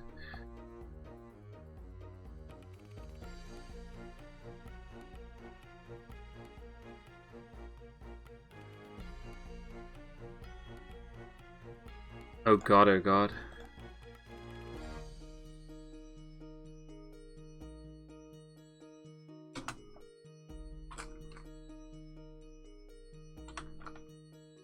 Okay, so he's begun his mysterious construction. I'm guessing that we got him the black zircons that he needed, right? Let's see what kind of stuff he's got in here.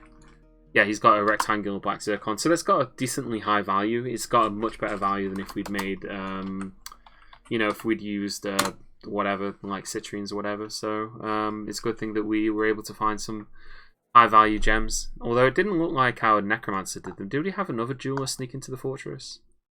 No, he's a gem setter. This guy could have done it, but he's a high master gem cutter, so yeah, it just looks like we didn't do an especially good cut of the gems this time.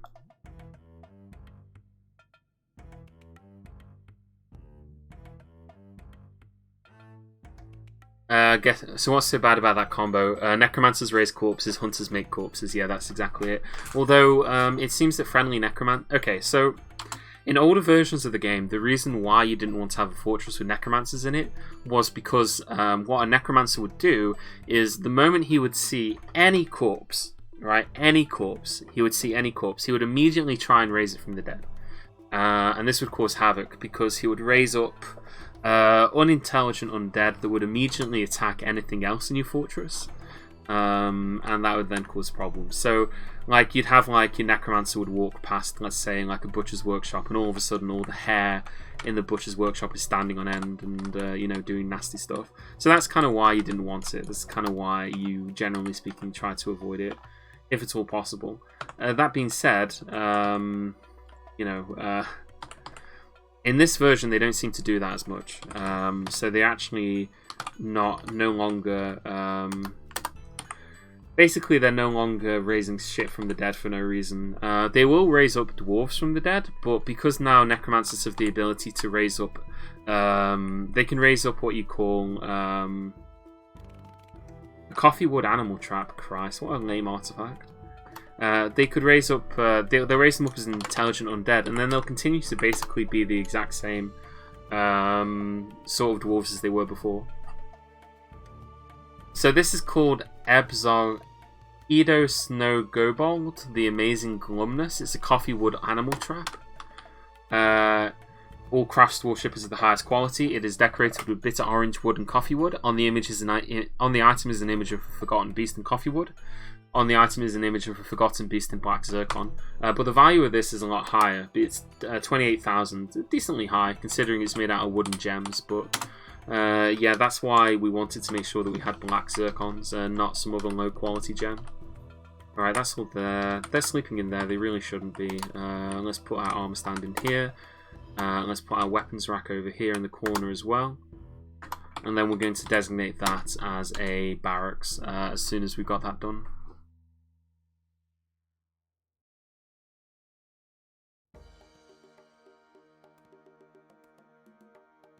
Okay, so we've done that. Now we can make this into a barracks / armory. And we want the Gloves of Carnage to sleep here and to train here. And then all the other dwarves will leave because they're not allowed to be in here anymore because it's not for them. It's going to be for those military dwarves. And we're going to tell this squad to be active.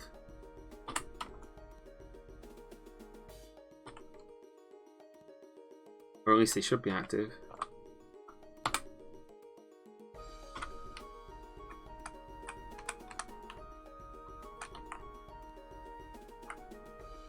We need to appoint some more dwarves to the squad.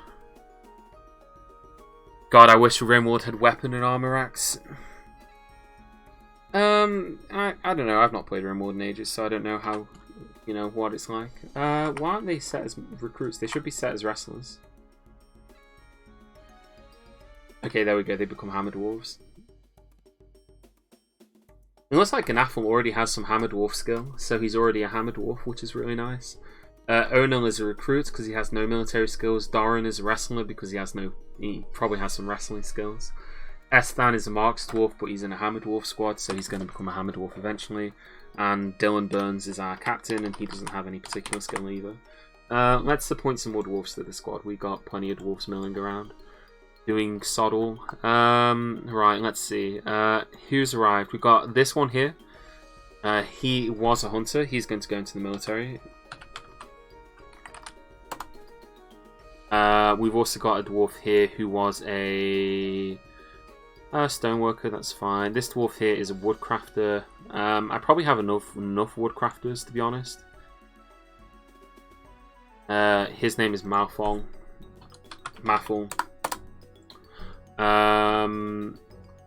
I need some dwarfs to become fishers. I know that much. We have a dwarf here who is a brewer. I don't really need you to brew because we've already got plenty of better brewers in the fortress. So Tun, you are going to go into the military.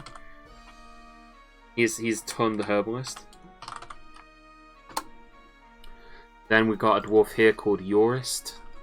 We don't have any Yorists in the military. He's a novice stone crafter and plant processor. So you're going to go into the military as well. And we need one more dwarf for the military. And that is going to be... okay, well, we've got Dayton here. He's in the military, I think.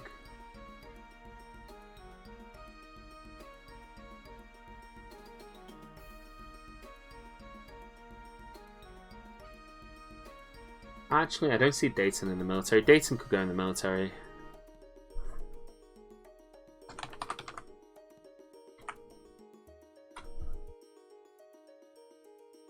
His only skill is engraving. Yeah, he's going in the military. Okay, so that's that. We've got our dwarves here. Only one of them is a competent hammer dwarf, and he's not even the militia commander. But yeah, so all these guys are going to start training, and they'll all become better at hammer dwarfing. We've got enough hammers. They don't have any other equipment. We don't have unfortunately, we don't have a legendary armorer, so I'm just going to have to appoint some dwarves to do that. So I'm going to appoint you as an armorer, and we'll have Drac and the weaponsmith make armor as well. So we're going to need to get some iron gauntlets first, and we'll create 10 of those. Iron leggings. Let's do 10 of those. Iron helms, 10 of them. Iron breastplate, 10 of them. Iron eye boots, 10 of them. So we've got gauntlets, leggings, helms, breastplates, and high boots. So we'll do all those, and then we'll have armor for them. It won't be very high quality armor, but it will be armor. It's better to have armor than not to have it. I was holding off on, getting armorers in case we were able to get a legendary armor crafter through a migration wave, but we didn't. Can you imagine strange moods in Rimworld? One of your colonists just straight up murders another to use their bones as part of a masterwork throne, and then if you sell it, they get upset. Yeah. You don't see that kind of fey mood anymore because you have to have a dwarf who's already really miserable before they'll do that. Or at least it's been a long time since I've had that happen to me, but it's funny when it happens. It's almost usually worth it as well. Like, usually they'll just take like a cheesemaker or something, but occasionally they'll grab one of your like high master whatevers, and then you're really down and out. You know, you're completely out of luck at that point.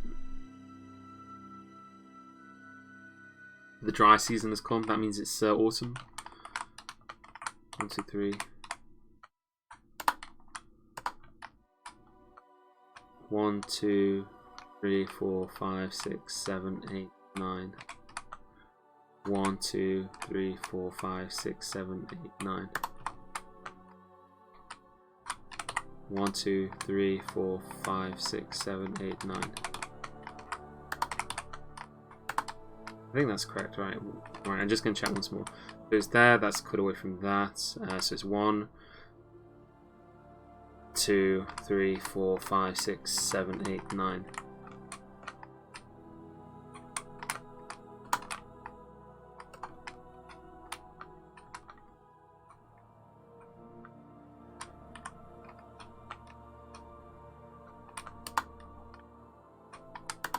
So this is 1, 2, 3, 4, 5, 6, 7 across. 1, 2, 3, 4, 5, 6. 6? That's not right, is it?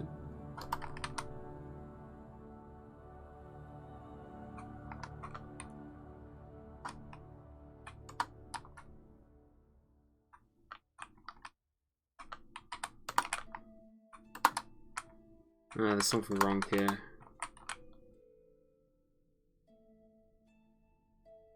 I hate having to try and mirror stuff on the other side.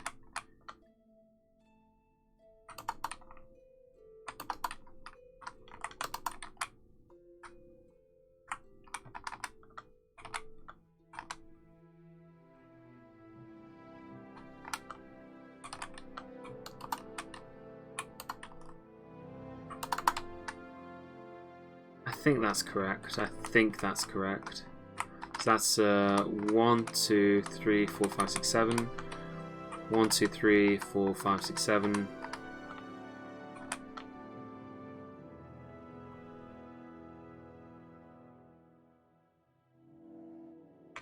Yeah, I think that's correct.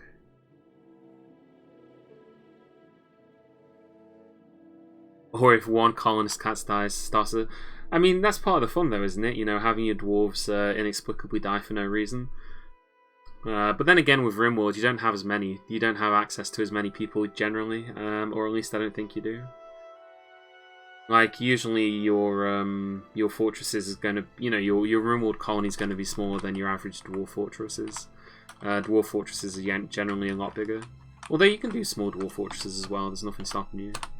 You just tend to get so many migrants that it's, you know, usually you end up with a lot of dwarves. Or at least that's my experience anyway. Like, we've got a lot of dwarves already. We've got over 50 dwarves. God, this miner's meditating on murder.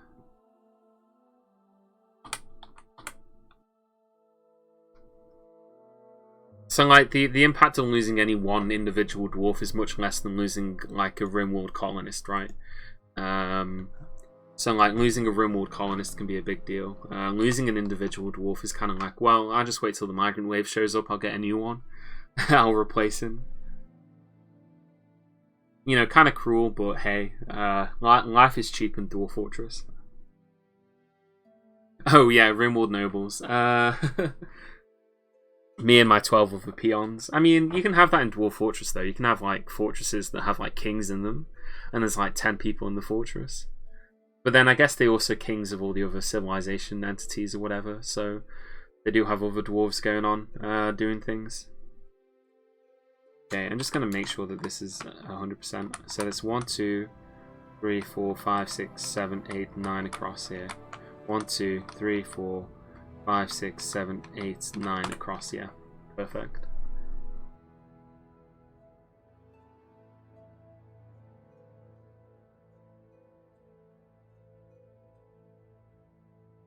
It's more of a holiday home at that point. I wonder how many... Let's actually have a look at the civilization map. It's been a while. So our civilization is here.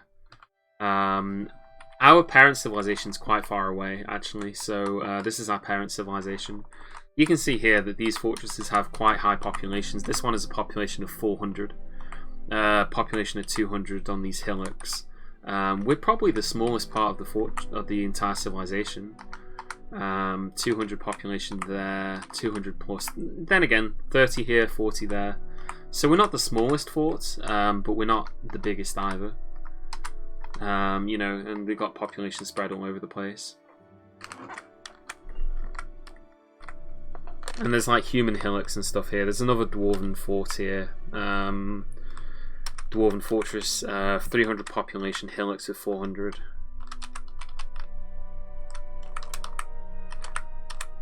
Most dwarves actually don't live in fortresses. Most live in hillocks or mountain halls, which is slightly different from a fortress. But you can see here, this is where the population is. Over here, there's a massive civilization of dwarves as well that's different than the one we're in. That borders that one there. This one here, that's a goblin civilization, pretty close to us. Over here, we've got... We're wedged in between dark goblins. We're surrounded by goblins. We're going to try and militarily take over as much of this as we can do, or burn it to the ground. But that's going to be something we do later on. At the moment, we just need to build up and, you know, try and do whatever we can. Like here, there's a goblin dark pit with a population of 10. So we could hopefully send in our dwarves to burn it to the ground later on in the fortress. What is a mountain home? It's kind of like a fortress, basically. It's just one of the AI generated fortresses. So civilizations have different structures. Humans build towns and cities and hamlets. Dwarves build hillocks, fortresses, and mountain homes, and they build them in different areas. So most of the dwarven population centers are in hillocks, which are kind of like hamlets. They're kind of similar to hamlets. They are big circular rooms, underground, kind of like hobbit holes almost. And most of your dwarves in a civilization will live there. Humans, on the other hand, they have cities, and that's where most of their population lives, in the cities, and then they have hamlets surrounding the cities. And over time, a hamlet can grow to become a town, and then that town can grow to become a city, depending on how the historical events happen. Elves only have forest retreats. That's the only kind of structure they have. Actually, humans have the most variety, because humans also build forts. You get human fortresses, and you also get human monasteries. I don't think any other civilization builds monasteries. I know humans do. Goblins, they have dark pits, and then they have dark fortresses. Dark fortresses are just the same as dark pits, except bigger.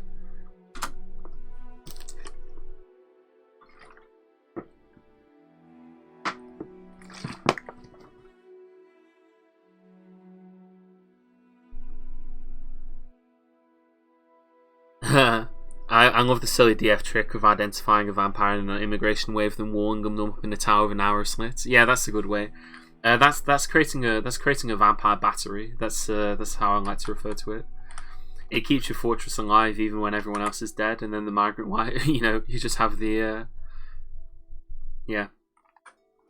Elves and goblins usually will become the most populated races in any game, if you let world history last long enough.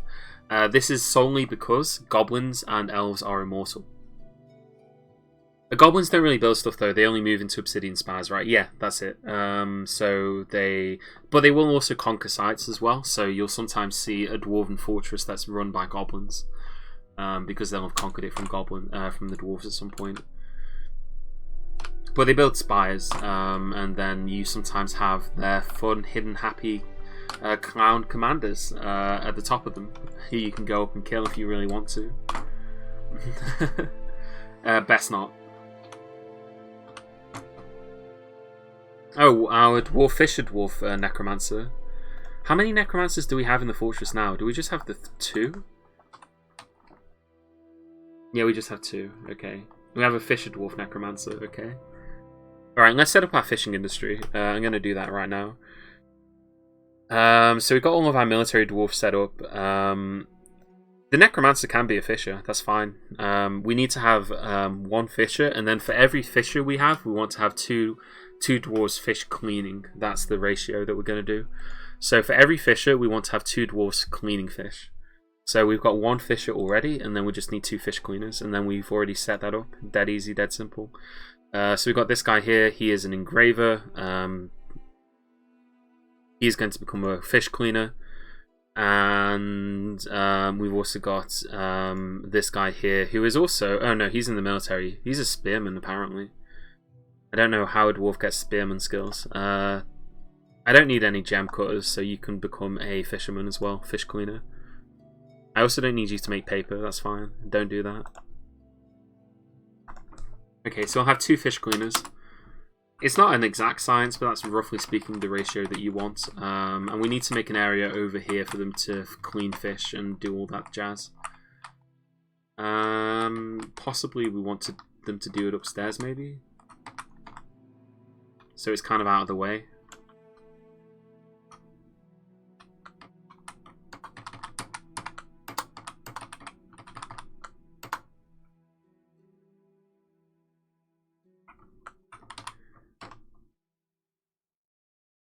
What we'll do is we'll build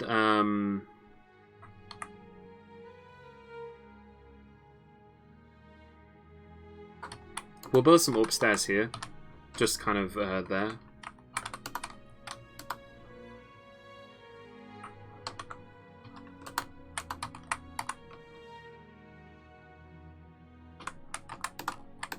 downstairs there. Actually, no. You know what? We can make this look a bit nicer than that.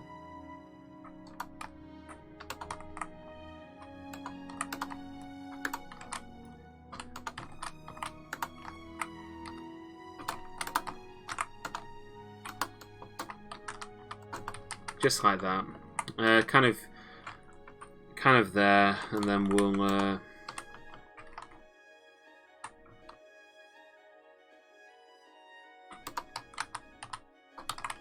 like that. I think that's nice.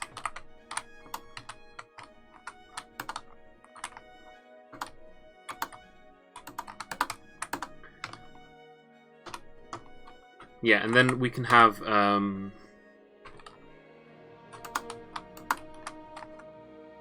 doesn't need to be massive. This sort of chamber doesn't, because it's just going to have fish cleaning stuff in it, which is just a really small workshop. You know, it's just a small workshop. But we also need to fit in some. We'll also need to fit in a stockpile area, and the reason I kind of want it here is because then it's not too far away from where our kitchens are. They just have to walk along here, and then up here, and then they can get to the kitchen. So it just saves a little bit of time. I'm getting messaged on Steam. Someone's messaging me.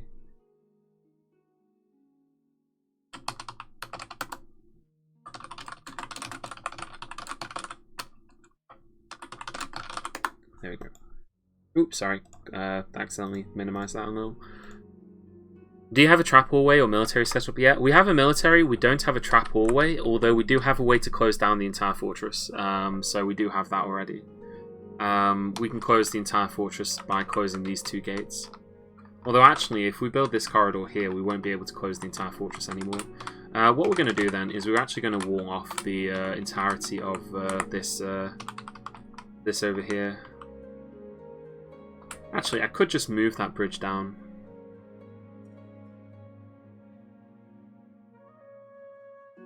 Yeah, we have a militia and they're starting to be equipped. They just need... we're just making some more equipment for them. So you can see here we're forging items for them. We also need to make them wooden bucklers as well. We need 10 wooden bucklers. The game's chugging a little. That was because I looked at the civilization screen. It makes the game chug for a bit after you do it. I don't know why. I guess it's just difficult to load in and out of.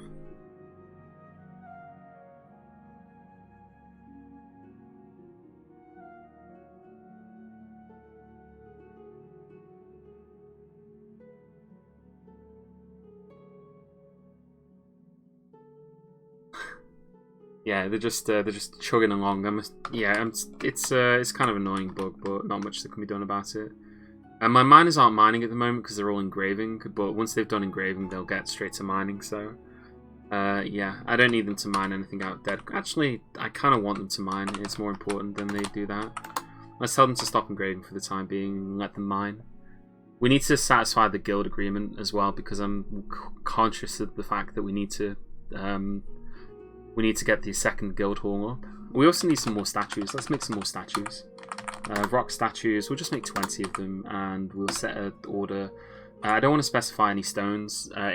Specify stone, and we want to use bauxite so that we get some nice red statues. You got tested for COVID, it's very fun, would recommend. Don't they put like a thing up your nose, like really far up your nose? That's what I heard. Twice, oof.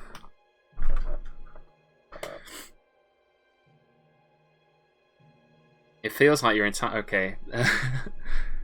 The less you describe this, the better. Hopefully I don't have to be tested. I generally start with simple traps like rocks and cages, especially cages because of goblin thieves. We have a dog to prevent goblin thieves.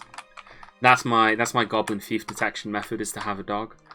Okay, let's just get rid of this workshop here. It shouldn't be there anymore. Do you have the results back though? Oh, more migrants have arrived. Good grief! How many are we gonna have?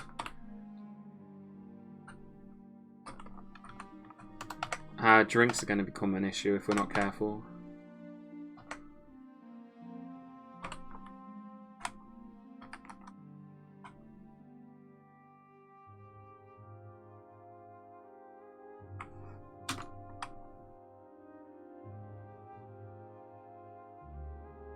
Okay, we're running out of iron bars. We should have hematite, so we should be making some more. Yeah, we're smelting hematite bars. We're just constantly smelting that. Oh, we have the pedestal as well, don't we? So we can place our display furniture with an F.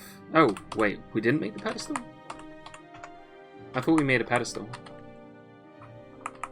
Did nobody do that? I have a blacksmith. He should be doing that. Unless blacksmithing is the wrong skill. Maybe I'm mistaken on that. I thought the blacksmith skill was the skill that made furniture.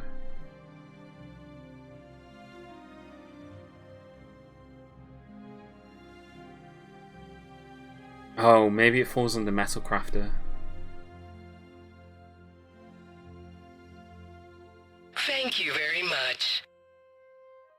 Thank you for the follow, by the way, Professor.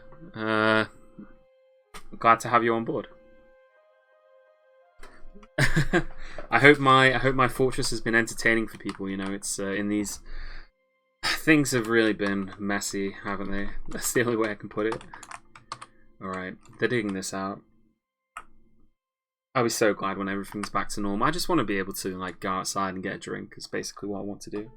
I think that's going to be the first thing a lot of people do is go outside and go to the pub. No, it's still the Corbin GIF. There's a bunch of them. They rotate. It just picks at random which GIF it is. Although if people send me GIFs, I can use your GIFs if you got any good suggestions. But yeah, it just picks the GIF at random.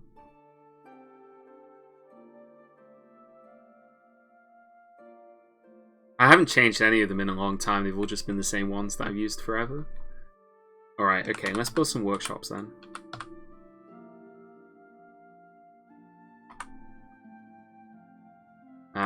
Farmer's workshop.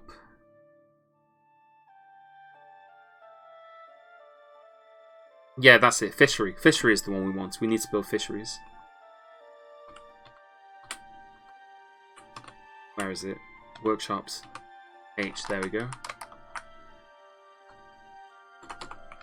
H for fishery.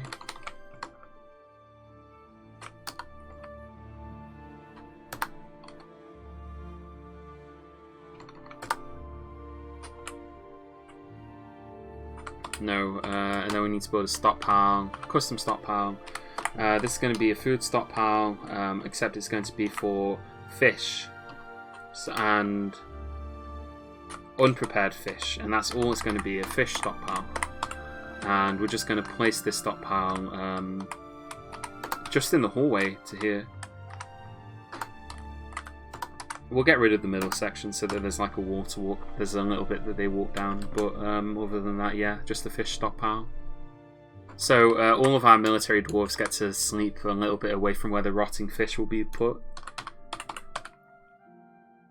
These iron bars. We need iron bars. Yeah, we could probably do with another smelter, to be honest. Because we're making so much stuff out of iron that we're just not getting...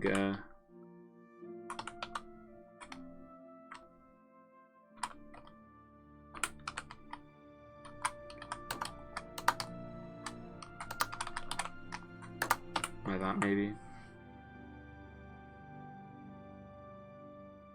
Got started with DF today. It's cool, but seems like you need a lot of practice. Good stream to learn a bit. I've been playing Dwarf Fortress for years. I've been playing it for since I'm trying to put it in, trying to remember. I remember a very long time ago. The first time I ever streamed Dwarf Fortress was with a friend. It was just like me and a friend playing a game together and just kind of like chatting. And that was back on Justin TV. So I had an account on Justin TV and I played Dwarf Fortress on it with a friend. So I've been playing Dwarf Fortress at least that long.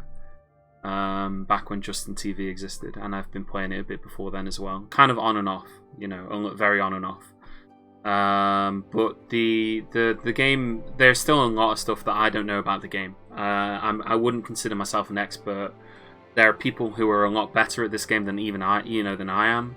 And I've been playing this game for a long time. There's a lot of depth to it. There's a lot of stuff that is kind of, you know, is a bit arcane, and it can take a little bit to get into. I would say that the game isn't difficult. It's not a difficult game by any means. But the tricky part is the controls. The controls are really nasty. And it's just true. The controls are really nasty in this game. So once you kind of get to grips with the controls, then, you know, that makes it difficult. You know, it makes it a lot easier. Yeah, things like making a staircase. Like, learning how to make a staircase in this game is really difficult. Trying to be, you know, but once you know it, it makes sense. It makes sense how a staircase works, yeah. I don't know what I'm doing. I just, but people watch me anyway. Like I say, I'm not the most competent player, but I've played for a bit and I enjoy it. This isn't the only game I stream, by the way, but I do like to play Dwarf Fortress. We play it every Friday, at least. Friday is the Dwarf Fortress day. Okay, so we got that set up. We got our food stockpiles. We got our fisheries. They're going to prepare raw fish there. Raw pond turtles. So we're going to get shells as well. That could be useful.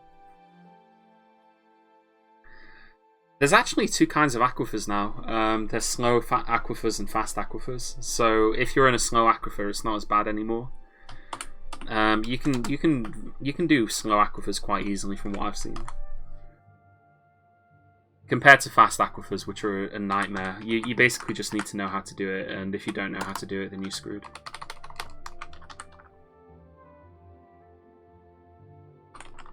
Do we have any good statues? The Deity of Writing, statue of a dwarf in a bucket. I like that one. This item is a well-designed image of Tun Daggerburns the dwarf and a bucket in bauxite. Tun Daggerburns is admiring the bucket. So let's put that outside the fishing area.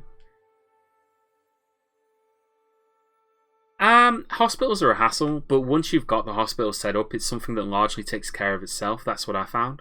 Like, you know, once the hospital's there, it's just kind of there, right? And, like, you don't need to think about it too much. You do need to have some soap occasionally. You gotta make soap, and soap is a pain in the ass to make. Believe me, I know all about soap making in this game, as I'm sure some people can tell you. I know everything there is to know about making soap in this game because I made an entire fortress out of soap. It didn't go very well. Everything kept going wrong, but we did make over 2,000 bars of soap for that fortress. So, yeah. At this point, I know the soap industry inside out.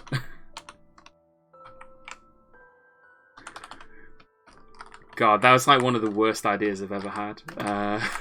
I'm glad that we're not doing that anymore.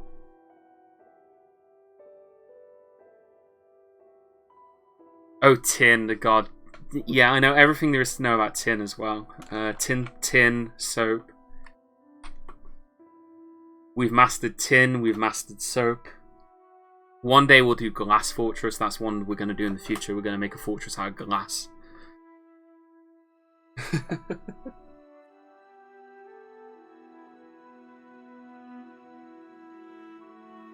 We might as well butcher those yaks. Okay.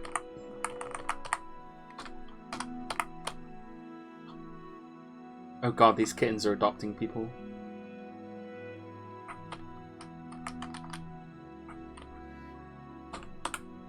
What element will Euristo master now? Don't forget Sludge. We mastered Sludge. Sludge Fortress, that was one we mastered.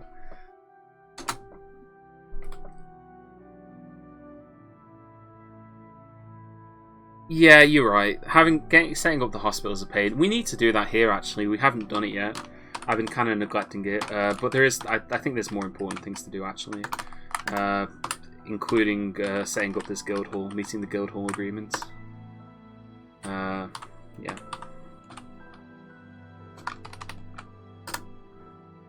There's going to be a meeting area. Assign. Oh, I don't want it to be a hospital. Meeting area. Assign location. Add location. Craft guild hall. It was the stoneworkers one that they wanted set up, yeah. The Granite Beak is the name of it. We've got that. We've got a... there, so we do that. Let's check the details. We need to increase the value quite significantly, but once we smooth that out, then that will help a long way to doing that.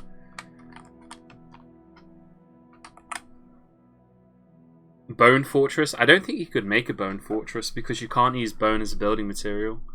Then again, Sludge Fortress. Sludge Fortress was a fortress built in sludge, not of sludge. So I guess, yeah, you could build Bone Fortress and try and use as much bone as possible. We tried Water Fortress, that failed. Ocean Fortress, as it was called. That was an unmitigated disaster. Complete disaster of a fortress was Water Fortress. Ocean World. Tin Fortress was fine, actually. Tin Fortress worked. It just... Tin Fortress wasn't a fortress made out of tin. It was a fortress where the only metal available was tin. You can't make a fortress in the ocean with walls mostly of glass and stuff. Yeah, you could do that. You could do that. The difficulty would be actually getting rid of the water. That would be the hard part.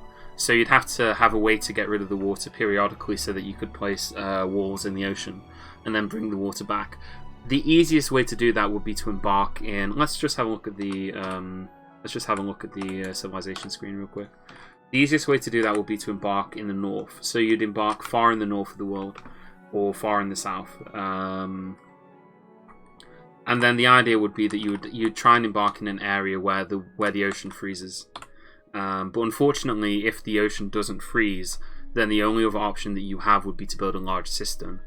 And what you would have to do is to pump out enough ocean water fast enough in order to be able to then place blocks or walls where the ocean was. Because there's no way to drop...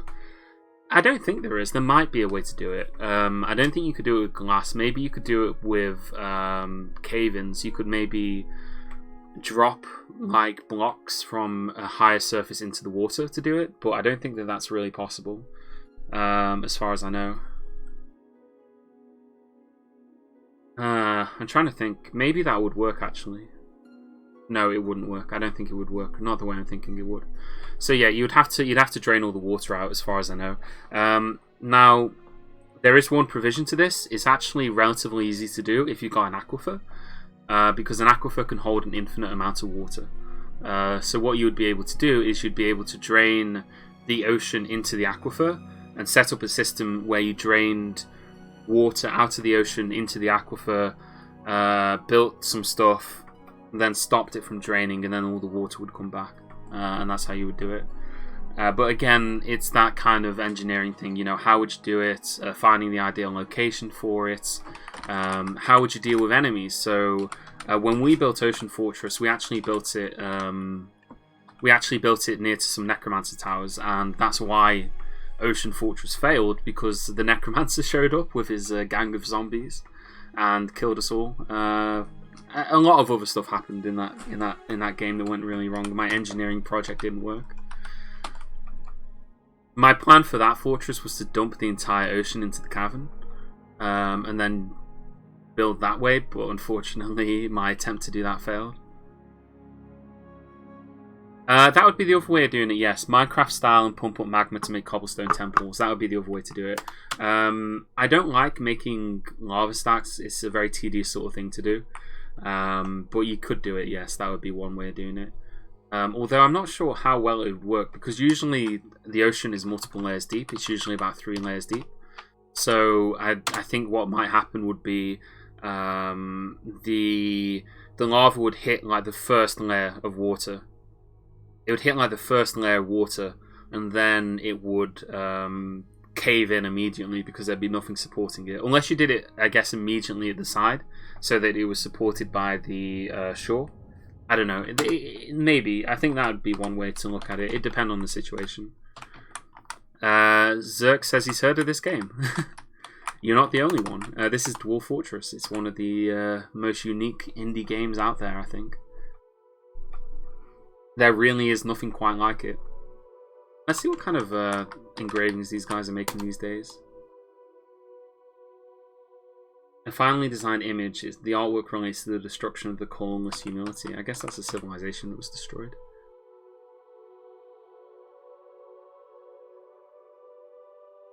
Sorry, Xerxes. Yeah, sorry. I'm really bad at pronouncing names. Like, it's something that I struggle with. My pronunciation is pretty piss poor when it comes to people's names on Twitch. I just completely screw it up all the time. Okay, we're starting to get some fish, which is good. We've got some more drinks, kitchen stocks, pump helmets.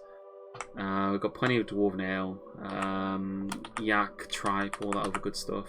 We've got raw mussels, prepared mussels, pond turtles. We could start preparing lavish meals again. I just do 30 of those.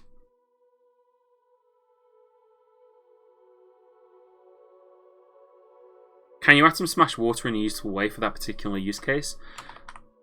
Can you actually atom smash water? Would you be able to atom smash it fast enough? The difficulty would be building the bridge on the same level as the water. That would be the hard part. I guess you could do it. But I don't know whether you could atom smash enough water fast enough in order to do it.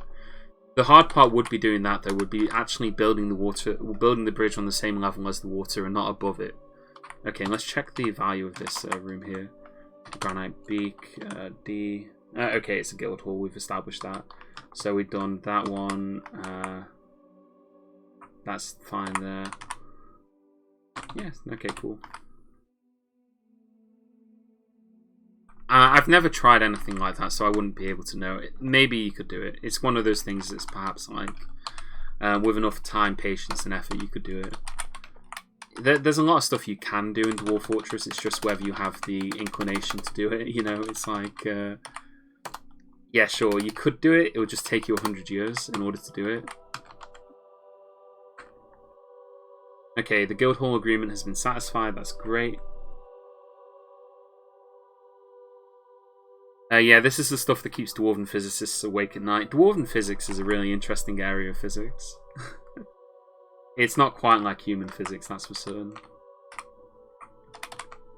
I kind of want to just build another... I'll do that later.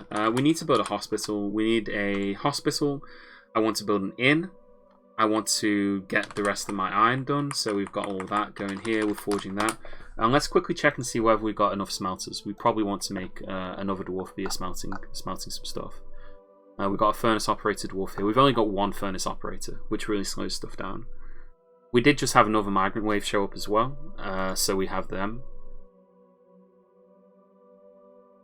Okay, this guy.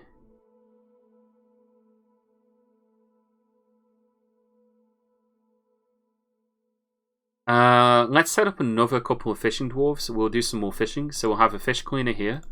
And we'll have another guy here. We got a dwarf here as a glass maker. We don't need glass making. Not in this fortress. So he can do that. He's also a soap maker. We don't need any soap in this fortress. This is the anti-soap fortress. The complete absence of soap fortress. This guy's a high-level paper maker. Maybe he can stay a paper maker. And we've got a dwarf here who can be a fisher. Okay, that's more fishing dwarves. So this is supposed to be one of the deeper games out there. I would say it's intricate. It's got a lot of depth. There's a lot you can do with it. So the game keeps track of a lot of different things that, like in other games in this kind of genre, don't really keep track of, right? So, what would be a good example?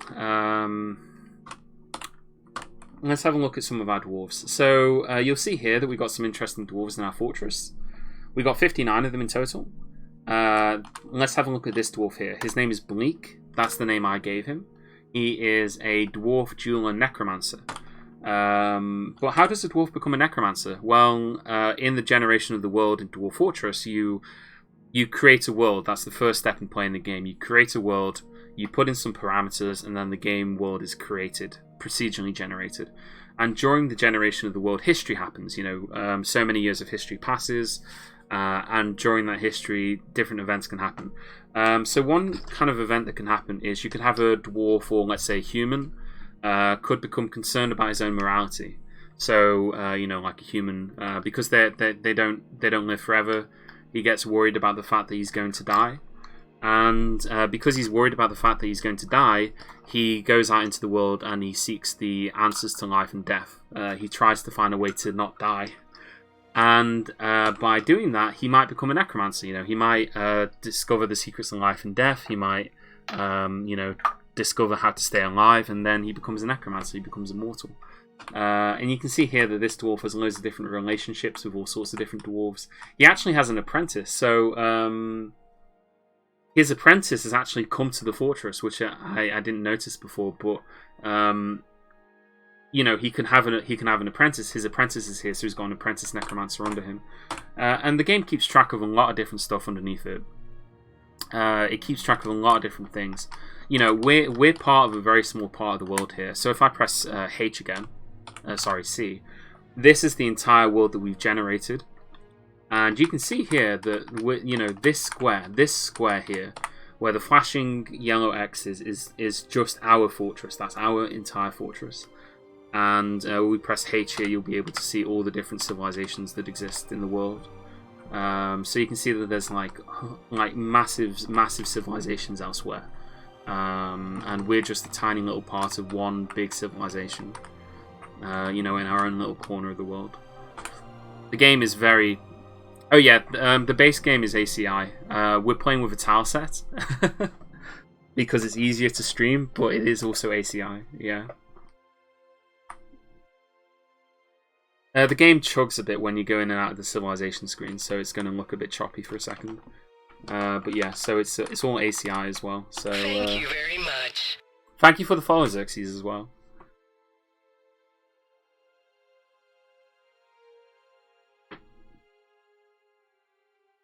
The main thing that's challenging about this game, though, isn't the... Like, making food in this game is really easy, making drinks and stuff. Making a secure fortress in this game is really easy. The difficult part of this game is the menuing system. It's got a really nasty menuing system, and it's just true. And like, the menus are horrible. Like, for example, if you want to build a farm, you press B, P, and then you designate the farm like this, right? And just knowing how to do that, it can be a bit difficult. Just knowing all the hotkeys. For me, it's muscle memory. I just know them now. At this point, I play the game enough to know how to open most of the menus. The game is very daft. Oh yeah, like dwarves will make statues, and the statues will depict things that have happened in the history of the world and stuff like that. Or sometimes they won't, like like here. We got a statue here on the staircase that was made by one of our dwarves earlier. Like, let's have a look at this statue. It's a great statue. I love it. It's this item is a superiorly designed image of Cog merged boats the dwarf. So it's a statue of one of our dwarves and brown recluse spiders. Cog merged boats is surrounded by the brown recluse spiders. Cog merged boats looks terrified. So it's just a statue of one of our dwarves looking scared, surrounded by spiders. I don't know why our dwarf decided to make that statue, but he did. So yeah, you do get some interesting stuff in this game in terms of statues and other such things. Alright, how are we doing in terms of meat and stuff? Yeah, we got plenty of pond turtles, raw mussels, yacked, alright. Yeah, that's fine.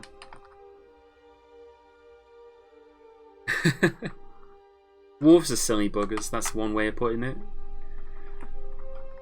Oh, you know what? We should make a library. That would be cool, wouldn't it? We could make a big library. We could have it mirror on this side over here. So why don't we do that? Why don't we make a library? And then we can have some library dwarves who can write some books for us. And possibly even, you know, maybe they'll write some interesting books. So this is 1, 2, 3, 4, 5, 6, 7, 8. There should be one more, right? Yeah. One more across there. So what I'm going to do is I'm going to carve out this room. We're not going to use this room yet. This is just kind of Y-side plan out how I'm going to do it. But I'm going to have it mirror the temple on one side, and then we'll have the library on the other side. So we'll have a corridor going down here, like that. And in fact, I'll just dig the corridor out first, and then we'll leave it at that. In fact, I'll leave the corridor. We'll dig out the side room first, and then we'll be able to do it more easily. Oh, I knew that would wake you up. I knew that would wake you up, Niggly. I knew that would get you awake.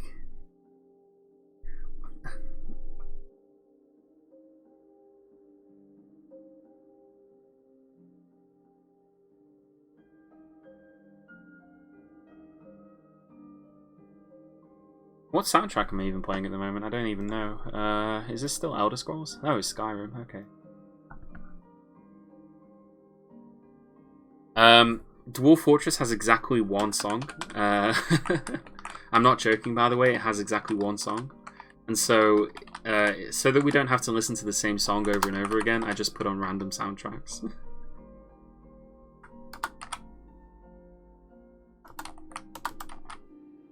I mean, hey, maybe there. Honestly, I've seen, like, I do watch a lot of other people stream this game, and there are a lot of really good streamers for Dwarf Fortress. But one thing I really don't get is people who are willing to just listen to the one Dwarf Fortress song on repeat. Like, I don't know how you do it. I don't know how you do that. Okay, how is this across? 1, 2, 3, 4, 5. 5 across. 1, 2, 3, 4, 5. I guess everybody's got, everybody's got their own thing going on, right? Like, everybody's different.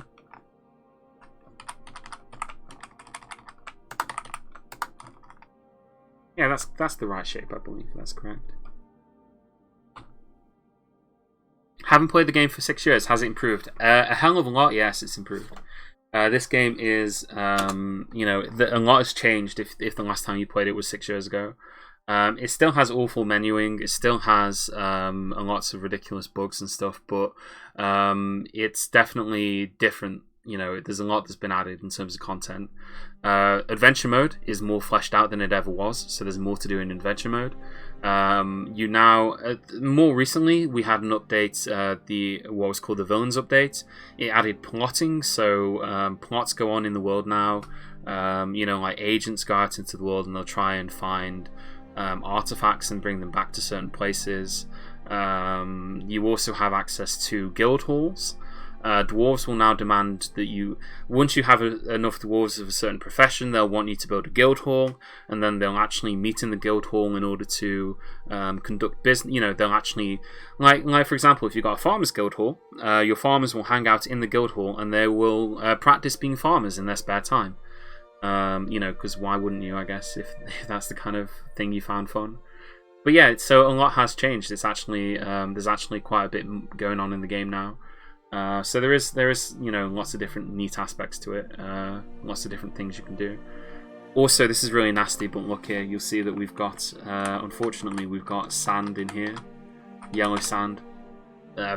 We can't engrave that. That's unfortunate. Oh, one of our yaks has starved to death. I guess they didn't butcher it in time.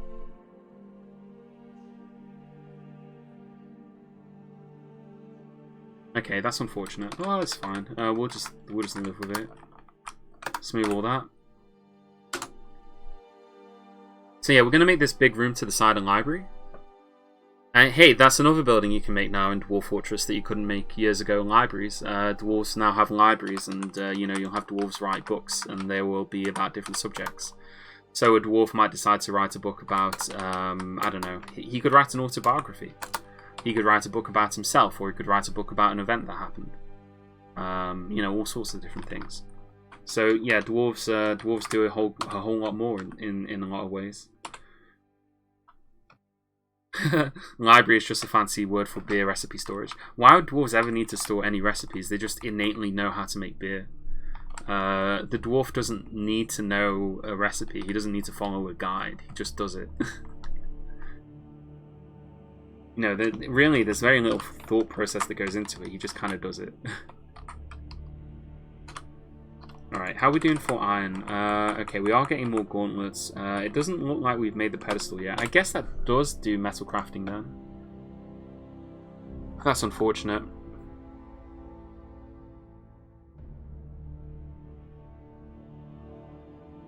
There's a blacksmithing job, and there's a metal crafting job. And certain bits of furniture are made in blacksmithing. Other bits of furniture are made in metal crafting. It's kind of arbitrary, but they're two different skills. And we have a dwarf who is an excellent blacksmith, but he has no ability as a metal crafter. Can you get vampire autobiographies, vampire diaries, if you will? I imagine so. Yeah, if you were to lock a vampire up in a library and tell him to write books, eventually that's the kind of book you'd write. But I mean, he's just as likely to write a book about, like, I don't know, infectious diseases. That's kind of like a book that a dwarf might write about, like, diseases animals get or something like that, or about the way that the moon works. You know, so they'll usually the kind of books that dwarves write are pretty physics based. They don't usually write fiction books, is what I'm saying, or you know, anything interesting. But still, sometimes they do. Usually my dwarves, they'll like write books about the one time that they were appointed a broker and then they were told that they weren't allowed to be a broker anymore. And that'll be like the book that they decide to write. Okay, we're going to need some... We're going to need some bauxite tables and chairs again. Do we have any tables and chairs left over? We do have a few. So let's make some more tables, and we will make some rock tables. We'll make 20. And we're going to go to details here, and we're going to make them out of bauxite. We'll also make some thrones out of 20 thrones, and we'll also make them out of bauxite. And we also need to make not bauxite thrones, bookcases. Bookcases, and we'll make let's make 40 of them. I mean, that's far more than we'll ever need, but we'll just make a large number, and we'll also make them out of bauxite.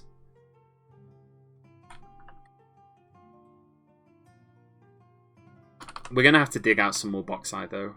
Fortunately, we have access to a lot of it. You can see here, this is all bauxite wool. And over here, we've dug out some more. We'll just have to dig out some more at some point if we run out. Dwarf physics or physics? Both, I suppose. Like, maybe the dwarves contemplate like some theoretical realm where the rules of dwarf physics don't apply, but instead some other kinds of rules apply. What's this song? This doesn't sound like a Skyrim music to me. Apparently it is.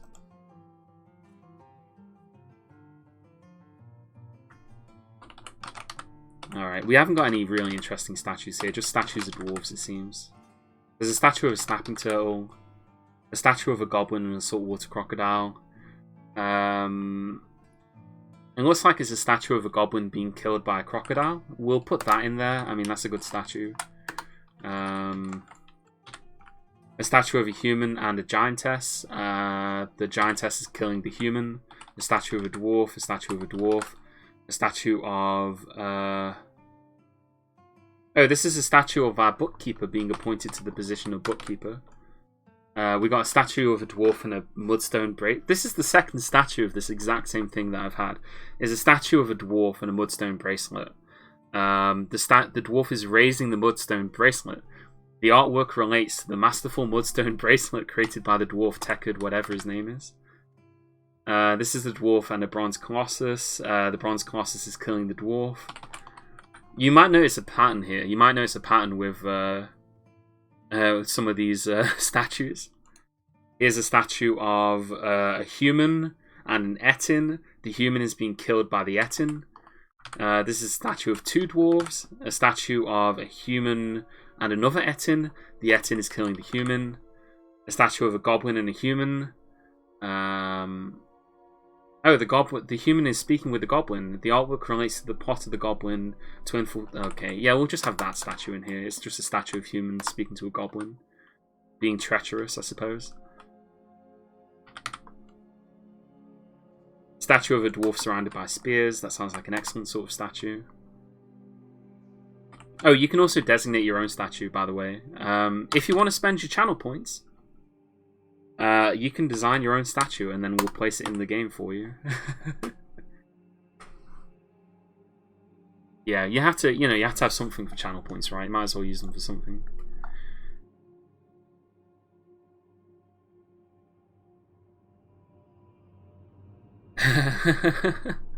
Training. I don't think that they make those kind of statues, Niggly. Oh, also we need to make a corpse stockpile and put it outside. Oh, hold on, I'm pressing the wrong button. Pause that. We need to make a corpse stockpile.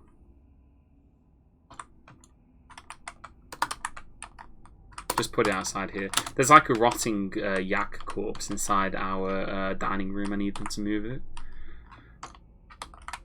You can see it here. It's the letter Y. It's the letter Y here. That's the yak corpse.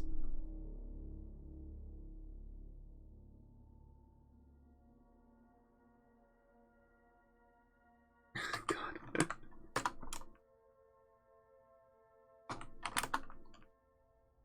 Another statue of a human being killed. This time it's a human killing a minotaur. Sorry, a human being killed by a minotaur. Oh, this is an interesting one. Engraved on the wall is an exceptionally designed image of Utess Spiderhall the Goblin and Omzuf esteemed panted the righteous Cankerhide the Hydra.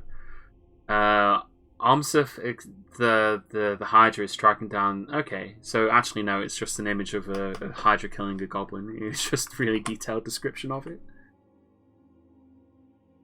Almost all your statues will be statues of mega beasts of one form or another killing a different kind of creature. It's just a very common thing that they make statues of. It's just like a statue of a human being killed by a goblin or something like that. Or a dead rabbit is also somewhere. Oh, we could actually set up some minecarts. We could set up a basic minecart. In order to have a dump, just like an area to dump some stuff in. Oh, you know what? We could dump... I had an idea. Why don't we dump corpses in the river? We could dump refuse in the river. Probably not a good idea, actually. But we could do it. We could do it. I don't know. Do we want to do that? Probably not a good idea. If only we had magma, then we could dump it in the magma.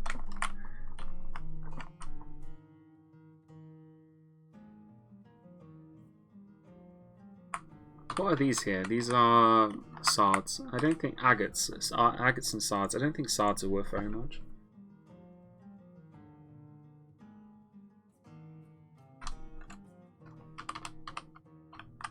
What we should do here, I guess we should make a jewels workshop here and then just cut some jewels.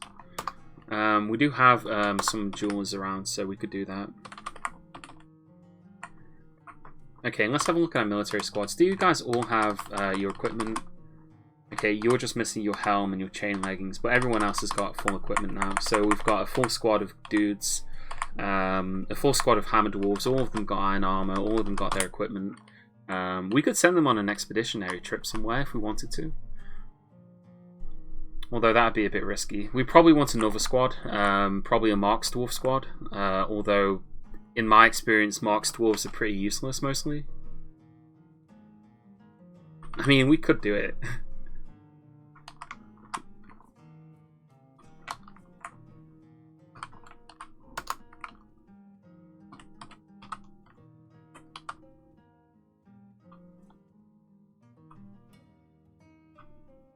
What is it? Is it T? Yeah, no, it's V. Inventory. So this guy, yeah, he's got his iron chain leggings on. He's got his iron breastplate on. Yeah, he's got all of his stuff on. He's got right gloves. Do they also have? I guess they do have their wooden shields as well. Yeah, good.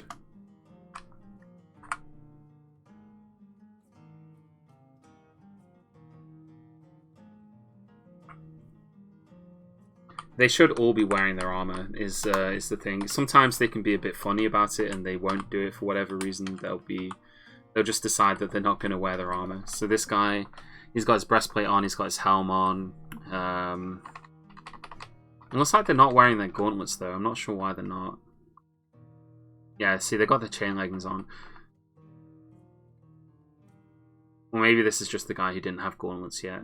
Ah, well, whatever. The most important thing is that they got a helmet and breastplate on. That's the most important thing. I've never played Graveyard Keeper.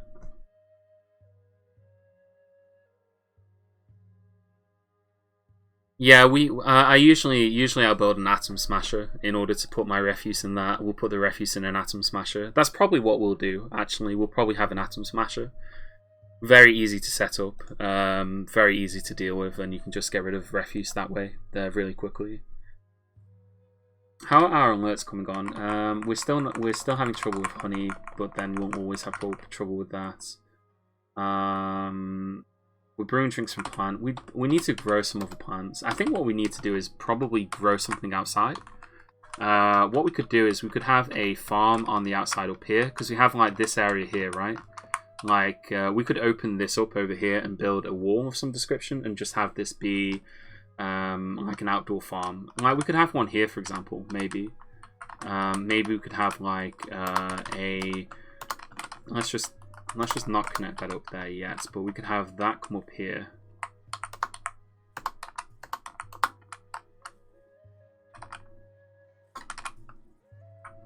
Like that, maybe.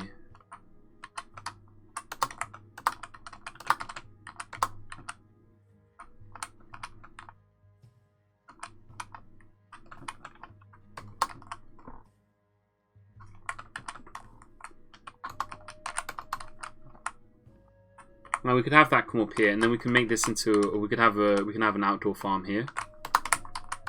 All we'd have to do is we'd have to just dig this out here first, so that that's nice and square, and then we also need to make sure that it's all channeled from the top. So actually, if we just press H here,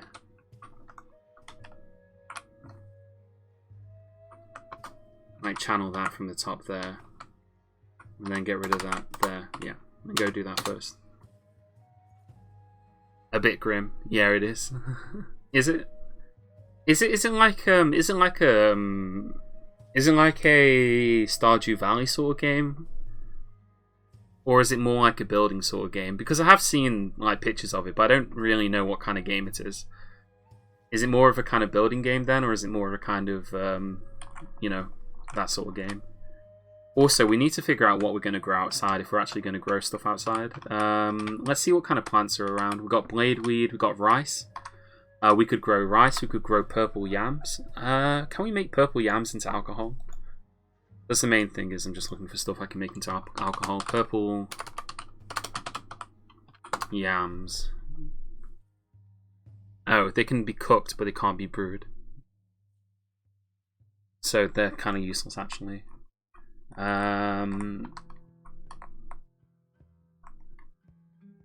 Cattails, sawgrass, bean plants. I don't think you can make mung bean alcohol. There's probably other plants as well. We can just like get there's kanaf, which is actually pretty useful for making I guess we'll just get rice. Rice, we can grind rice down. Rice is a really good source of food. Or millet. We can make some millet whatever's kanaf here. Elephant head amaranths. Blood amaranth. Blood amaranths, whatever they're called. Someone's going to tell me that I'm mispronouncing that. 100%.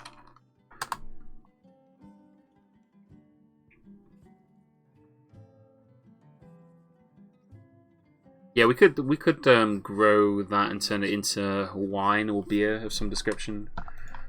I'm just looking for something interesting, like carrots. I don't know, like carrot wine, coconut palm. God, I don't see anything that's super interesting. It doesn't really matter. It's all the same. I like strawberries. I like strawberries. I like to grow strawberries if I can.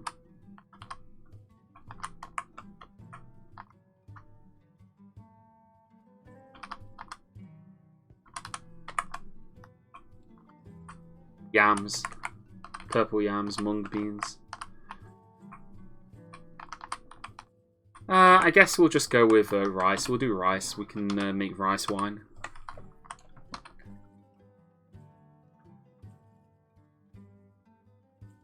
Tropical island fortress with coconut booths. Oh yeah, we can gather fruit from trees. I don't usually bother with that though. It's a bit of a hassle.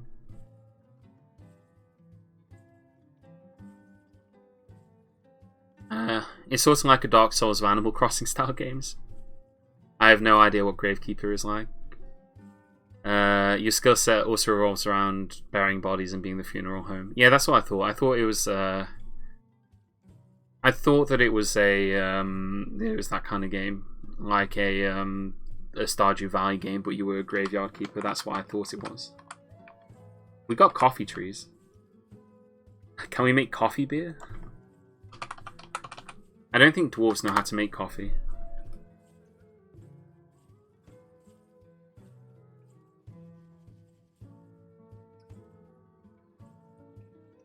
Yeah, unfortunately we can't brew them into alcohol. Unfortunately, dwarves don't have the technology. We got avocados. Oh, we can make avocado wine, maybe?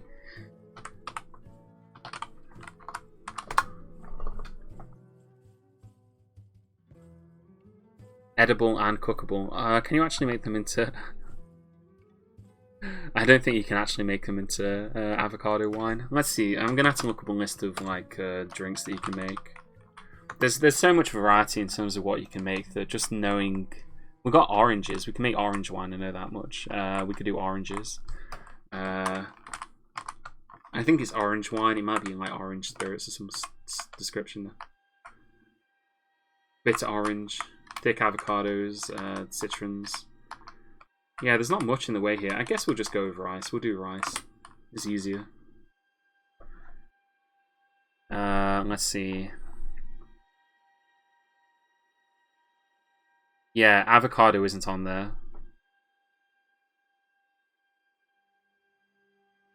Neither is orange, actually. I thought you could do orange.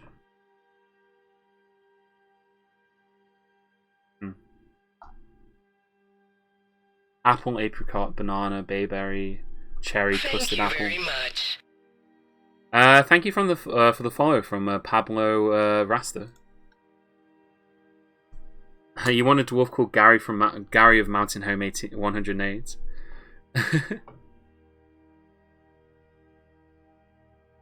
I don't know if we can have a name that long, but we can try. Let's see.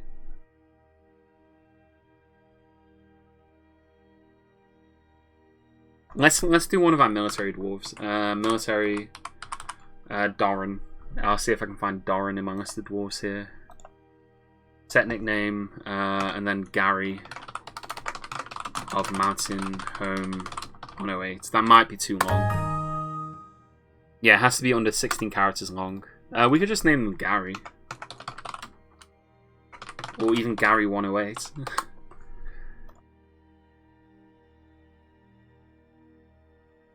Gary 23 then. Okay, let's go with Gary 23.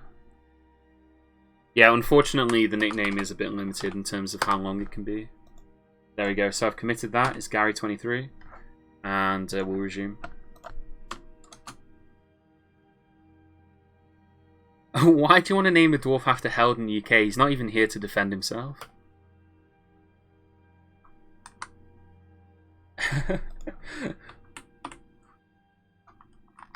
You're a military dwarf, are you? I didn't think you were. I thought you were something else, Avenue. I'm not sure if you have a dwarf in this one. Didn't you say that you wanted to be the doctor? Okay. Well. Oh no. You're the beekeeper. Avenue Phil, you're the beekeeper. You're the beekeeper. I remember now. You're the keeper of bees. Alright. I don't know what our most useless dwarf is. I'm guessing like a fisher, a fish cleaner. Let's make Helden a fish cleaner. Helden UK. He can be one of our fish cleaners. Not 100% useless, but I mean, all he does is he sits inside and he makes fish edible. It's like that Simpsons episode where they're in Japan. And then the fish factory. Okay, where are our miners at? Oh, are our miners engraving still? Is that it? Yeah, they're engraving. Oh, you can see there's a bunch of miasma here as well because of the corpse of the yak that's rotting in the dining room. Simply being Howden will reduce his usefulness. You'll have to tell Howden about this when you see him. Tell him that he's gotten a dwarf.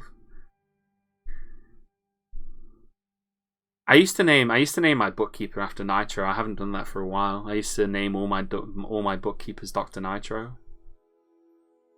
Or Dr. Nitram, I guess. No, we like Helden. he's just in DDR Jake's. DDR Jake was playing RimWorld, and he had a Helden in RimWorld. Helden's a good lad. Yeah, he's a good lad.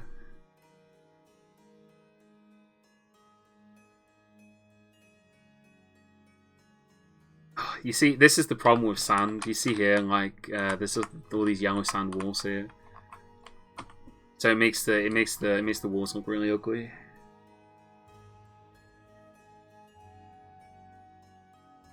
Get me those pictures of Spider-Man. You want a Spider-Man engraving? We can do that. That's easy. Did you think you were gonna challenge me with that one? Here, we'll put it in the middle of the library as well. Related to specify a new image. Creature. Filter.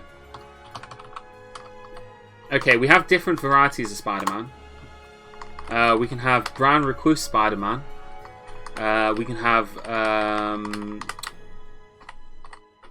jumping Spider-Man, or we can have Spider Monkey Man, whichever one you prefer.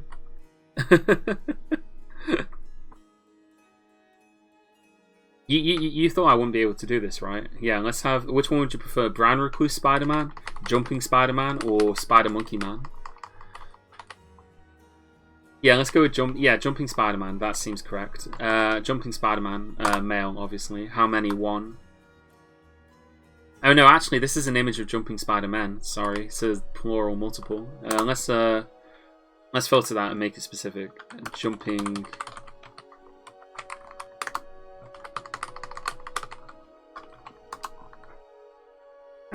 Okay, let's delete an element.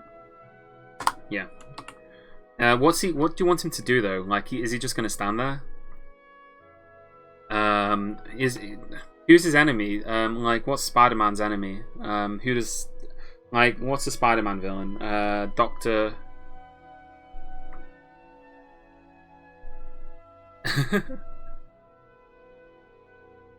Doc Ock.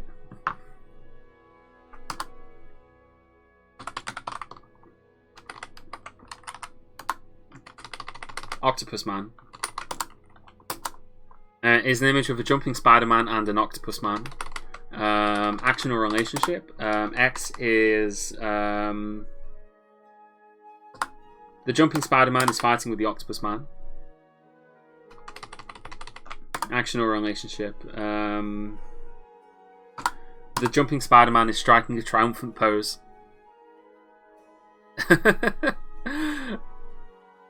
I don't think we can have him hanging from the ceiling. That's way too specific. But I think this is good, right? Like, this is an image of a jumping Spider-Man and an Octopus Man. The jumping Spider-Man is fighting with the Octopus Man. The jumping Spider-Man is striking a triumphant pose. I think that works, right? I'm gonna go with this. I like this. That'll do. Yeah, that'll do.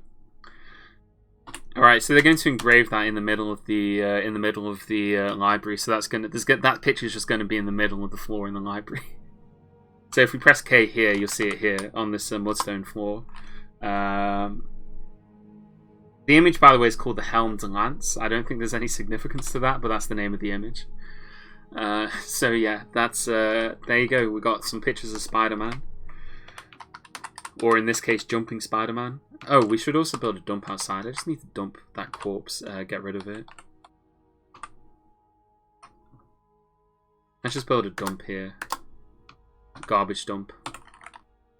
And then let's set this corpse to be dumped. The rotting corpse. I need it out of there. It's going to cause my dwarves to be upset. Yeah, your personal Spider-Man comic engraving. I mean, you can also have Batman. Batman is another one you can do.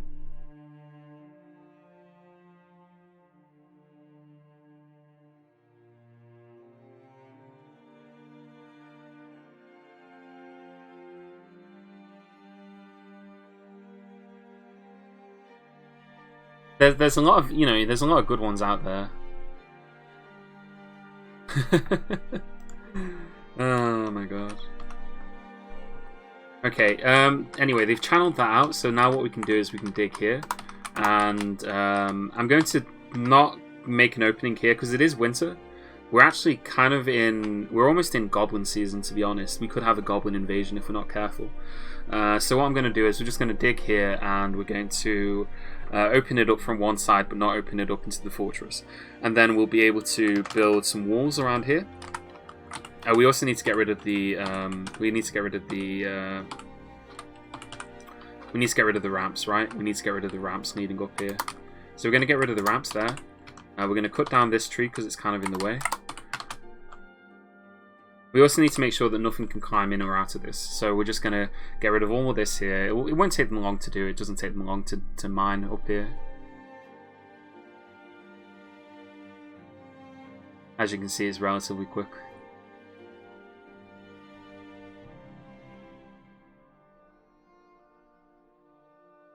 Okay, and then what we're going to just do is we're just going to build a wall, and the wall's just going to come up here. And I guess it can go there.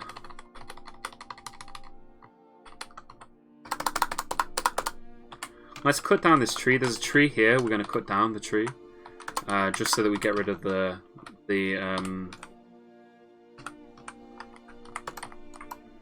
let's also mine that out.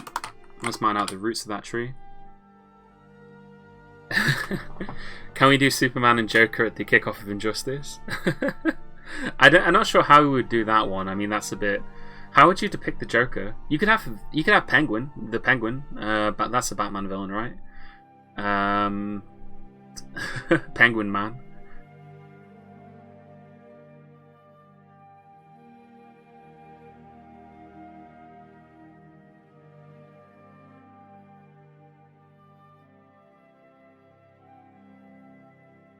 Jester, no, you couldn't have a Jester. Jester is not really a thing. You can't really depict a position unless you had a dwarf who had that position, and Jester isn't a noble title, right? Like Jester isn't a position that dwarves have or even humans have. So yeah, you wouldn't be able to do that.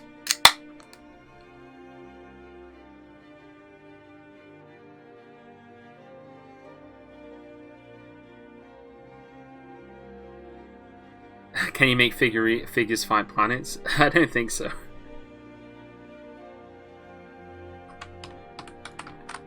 Alright, let's open this up in here.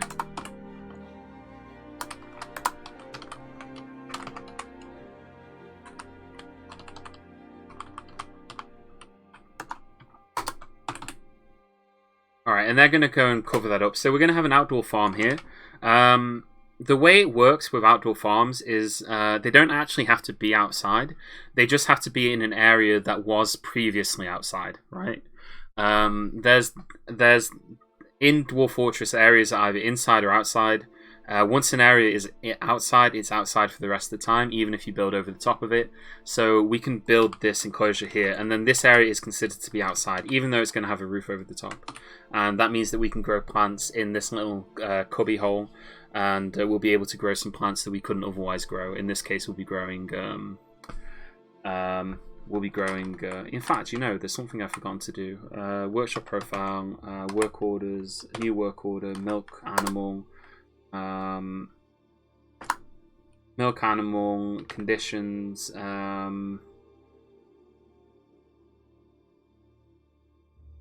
Conditions. Check this monthly. New order. Make cheese. Infinite amounts of cheese, and then we'll do conditions and add conditions from regents or materials. Amount of unrotten milk items, and then we'll set that. Yeah, actually, at least 10. So they won't make cheese unless there's a decent amount of cheese in order to be able to do that. And we'll have that checked. Check that. We'll check that every. We'll check that every month as well. Just check the conditions on that every month, and then if you got the required conditions, then they'll be able to do that.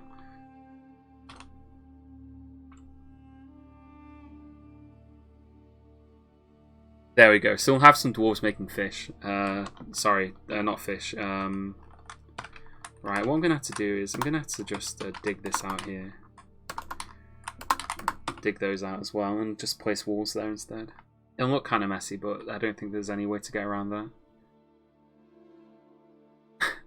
You guys really want your statues, don't you? I don't know how I can make a statue of that, the Black Winds. I mean, that's I have no idea how you intend me to make that statue.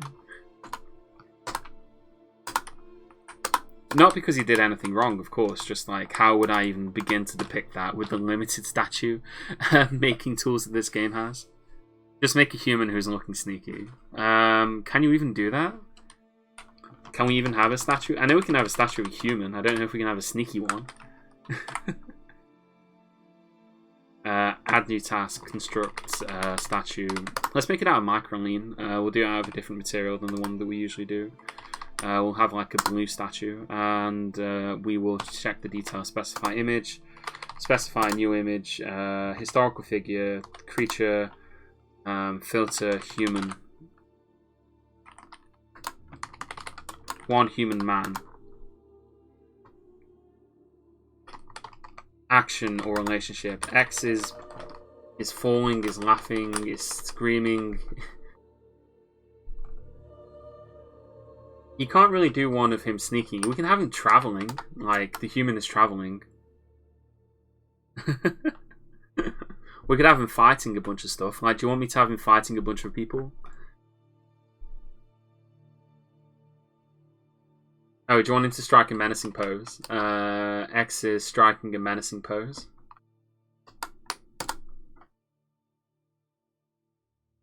There we go. There's an image of a human. The human is traveling. The human is striking a menacing pose. How's that? Does that meet your requirements? We can actually change the name of the image as well. So maybe we could do...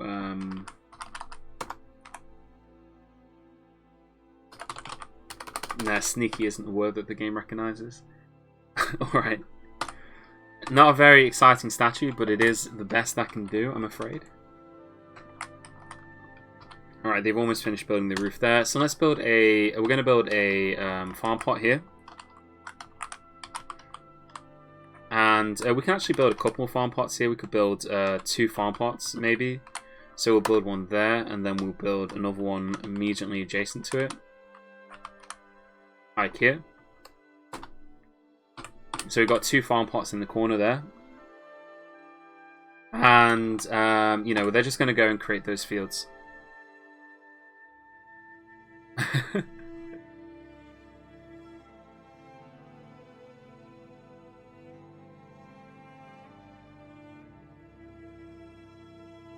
Okay, what kind of... right, we need to send a dwarf out to go and gather some plants, though, because that's how we're going to get seeds. So let's see if we've got any herbalists available. Usually I don't, but we'll just appoint someone as temporary herbalist. This papermaker isn't doing anything, so I'm going to tell him to be a plant gatherer for a second, and we're going to tell him to go gather some plants, and we'll see what he brings back, and then we will make a farm based on what he brings. So we're just going to tell him to gather, designate, gather plants, and we're just going to, you know, select a massive area for him to gather plants from. Good luck with that. Oh, this zone is probably not big enough. We need to kill some of our animals. We've got too many of them. Have we got any adult goats yet that we can butcher? Those are our billy goats. We've got a nanny goat here. Let's butcher 2 of the nanny goats. And yeah, we've got some goat kids as well. Actually, we'll butcher 1 of the nanny goats, and then we'll butcher 1 of the goat kids when it grows up. Thank you for your service.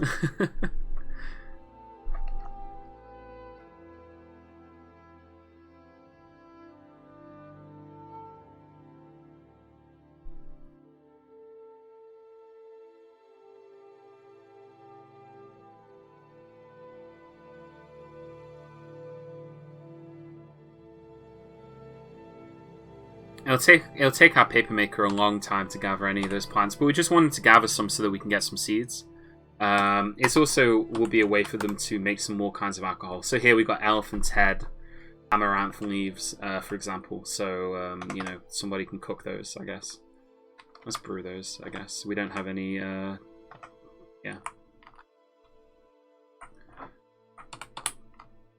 We're not getting many fish. I'm surprised how little fish we're getting. Usually you get a lot more than the amount that we're getting. We got raw mussels in there, but it seems that we basically make fish and then immediately eat them. Or maybe there just isn't many fish available. Usually, I guess these guys aren't very skilled at fishing yet. Like, actually, I need to check something about necromancers. How's our necromancer coming on? Right, our necromancer is still level 3 at fishing. I don't think he's ever going to be higher than level 3 at fishing. When a necromancer becomes a necromancer, I'm pretty sure that his skill gain stops. He loses the ability to gain any more skills, and he kind of becomes frozen in time a little. So I don't think that he's ever going to be better than that because he's just a necromancer. I mean, he can fish. It's fine that he fishes. He's just never going to catch a great deal of them. He's never going to be very good at it. That's the price you pay for being a necromancer. You're just crap at fishing.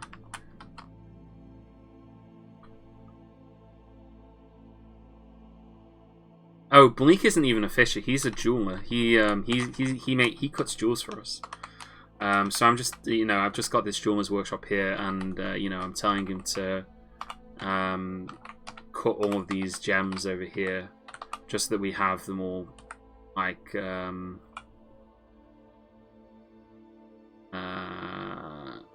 task. Yeah.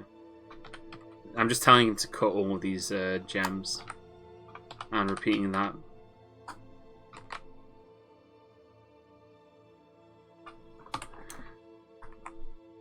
We could have him encrust stuff with the.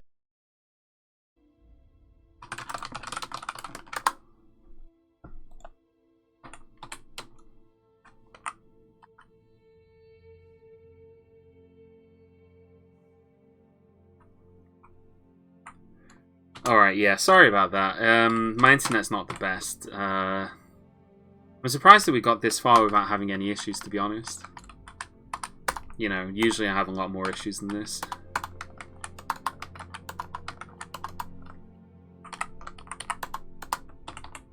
Alright, I'm having them put, we're going to have them put some bookcases in here.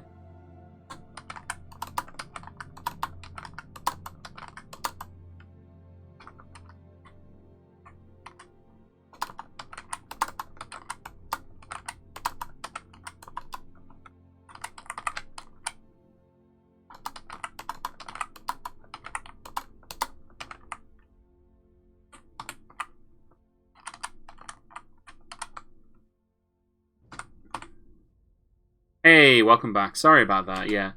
We're just gonna... all I've done is I was starting to set up the library. I haven't done anything else whilst the stream was down. So, yeah, sorry about that. But we should be back, hopefully. Hopefully you can hear what I'm saying. Somebody can confirm that, then that'd be nice. But, yeah, we're just building the library now. We're going to set up the basic structure of the library. If you're still here, Niggly, do you want to have a library dwarf? I'm guessing that you would. I mean, I know that you're very into libraries, so I'm sure that you'd love to have a library dwarf. Okay, I'm going to put some mechanisms in here as well. There's a specific reason for this. They're not actually going to do anything, they're just important that they're in here. We're also going to put some statues in here as well to make it kind of nice. We need tables and chairs in here, we need some chests as well. So we're going to need some coffers, containers. Do we have any good ones? We just have the microlean coffers. I don't want to use those because they're the wrong sort of colour.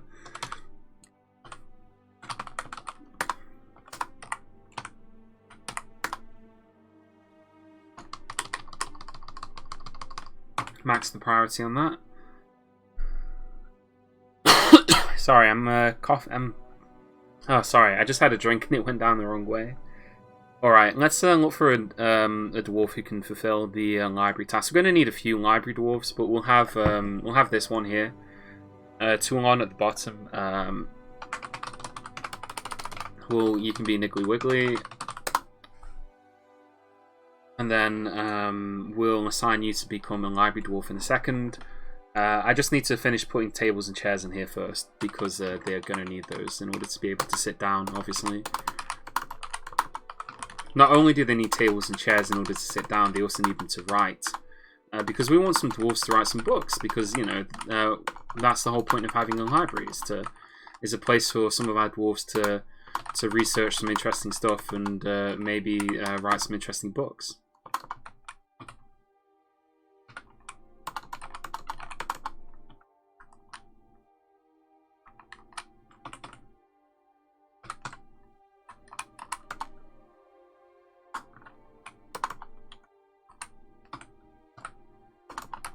There we go. I think that'll look nice. And then we have some space for some chests as well on that side. Just as soon as the chests are done. We'll put another statue over here. I don't want to put the microline statue. Oh, here. Actually, we've got... here's the god of lies, treachery, and deceit. Let's put a statue of that god in there. I don't think I'll have the COVID cough. I'm fine. I haven't been out anywhere, so I don't know how I would have caught it. Wait, why he's giving water?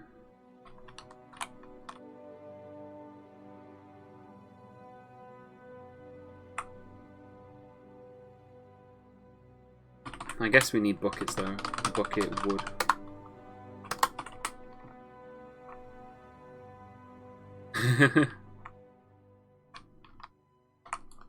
Don't worry, I'm fine, honestly.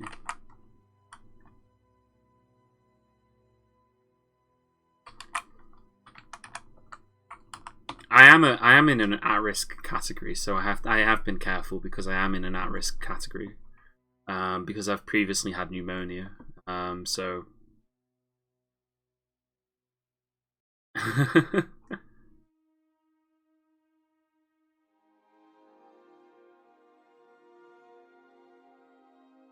you want a statue of Mithras the Smelly Dwarven Cheese? We could do a statue of your dwarf traveling away from cheese, but I don't know. I think we could do that at the very least. That would be possible. Let's do that. Statue details. We'll do this out of microline as well because we're running out of bauxite. So we'll make it a microline statue and detail specify image. Historical figure, bleak. Oh wait, I did that wrong. Detail, specify image, specify a new image, creature, no, historical figure, bleak, and then object, cheese. How many cheese? Just plural cheese, multiple cheese. The playful armor is an image of Bleak the dwarf and cheese.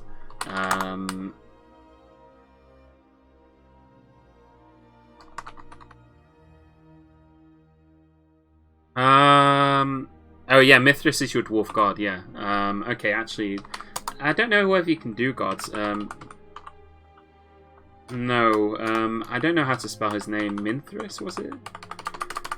I don't think gods can actually be put into statues like this, unfortunately. I'm not sure if they're considered historical figures or not. What's like a really common dwarven god name? Force. No. Aesop. No. Aten. Or Aban. Aban would be... There'd definitely be a dwarf god named Aban in the world somewhere. So if this doesn't come up, I don't think you can. I don't think we can do that, unfortunately. I don't think you can specify... Armok isn't a god that exists in any Dwarf Fortress game, unfortunately. Like,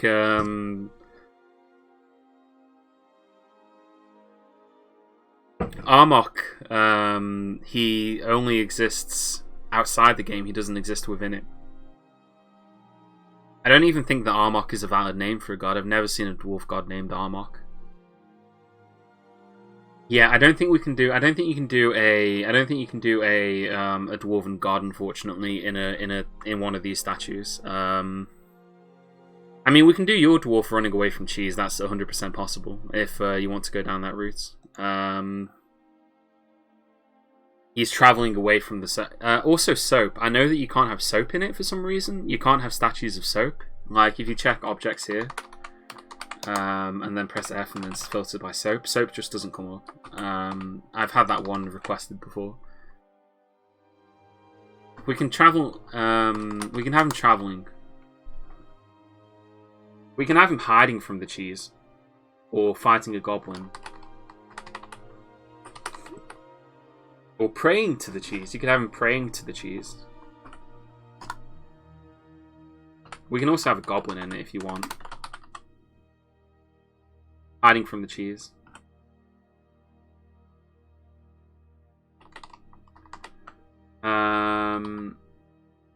Action or relationship is... Oh, we can have him surrounded by the cheese and then have him hiding from it. Oh, that's hiding. That's hiding the cheese. I don't want him hiding the cheese. I want him hiding from the cheese. Hanging from the cheese, massacring the cheese, melting the cheese, praying to the cheese, refusing the cheese, screaming, smeared out, surrounded. We could do surrounded by the cheese.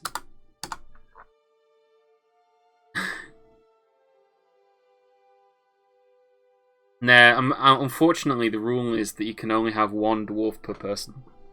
So I'm not gonna name all the dwarves Gary. Although you're the first person to ever suggest that. I will refund you the channel points as well. You're the first person to ever actually try and do that. The actual rule is that you can have a dwarf, but then if your dwarf dies, you don't get another one until the fortress starts. It's kind of like permadeath, you see. One dwarf, one life. Okay, let's do this. Surrounded by cheese. Make the whole fort Gary's. God, that would take ages, that would. You die in the fortress, you die in real life. Yeah, that's for certain. Let's just press done. Actually, let's make him... X is cringing. X is embracing. X is scared. X is suffering. I would be suffering. Or he's weeping.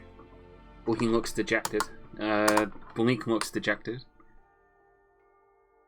They're all the same person, technically. Is this alright then? This is an image of Bleak the Dwarf and the cheese. Bleak is surrounded by the cheese. Bleak looks dejected. I think that's pretty good.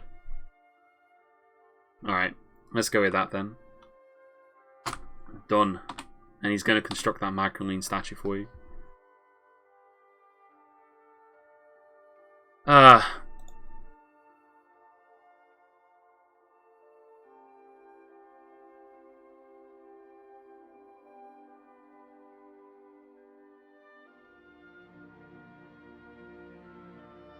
Okay, let's see. Now we do have the these now. We don't have any seeds, but these are all the available plants that we could possibly find. So we've got papyrus, we've got passion fruit.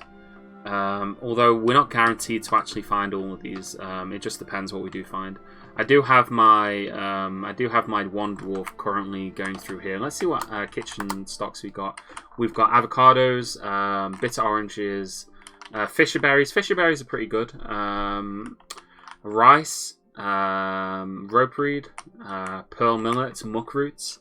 I think muck roots is pretty bad, so I'm not going to be brewing muck roots because I think it's low value. I'm going to go with rice. We'll definitely do rice. So I'm going to set everything on here to not be brewed, except for the rice. So the only thing that the brewers are going to be allowed to brew for a second is going to be rice. Is going to be the rice plants.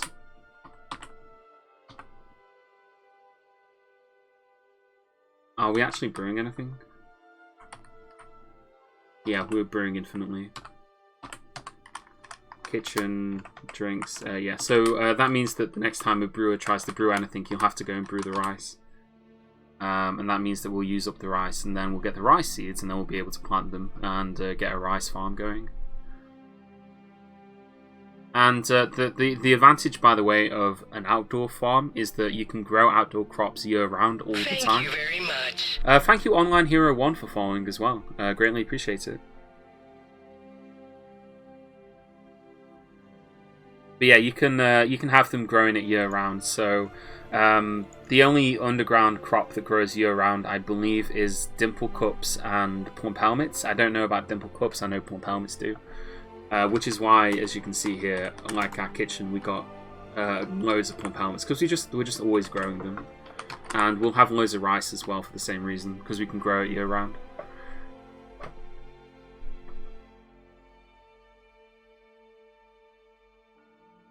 It looks like Bleak is making some pretty valuable gems, actually. We'll be able to engrave some stuff. Okay, but let's see here. We haven't created the bauxite coffers yet.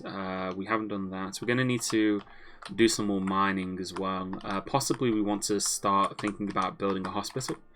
Building a hospital close to the entrance is usually a good idea. So where would we be doing that, though? Probably on this side as well. So we would have, let's say, a corridor going out here like this, and we could actually do it maybe like this here and have like a kind of have it meet up here, like over here, for example. So 1, 2, 3, 4, 5. That's a bit big. 1, 2, 3, 4, 5. 1, 2, 3, 4, 5, like that over here. We're going to build a hospital, so we just need like a big room that's going to be the hospital room, and it needs to be fairly well connected to the rest of our fortress so that dwarves can get in and out of it fairly quickly, when they need to, obviously, like that maybe.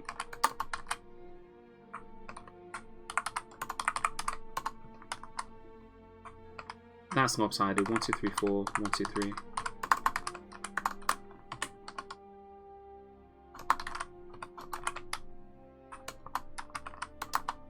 Yeah, like that.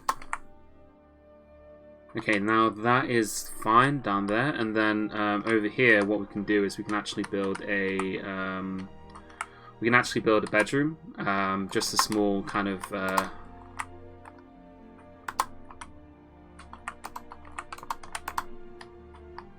I don't really need a bedroom there, to be honest. We can do it like that, though. I think that'll look nice.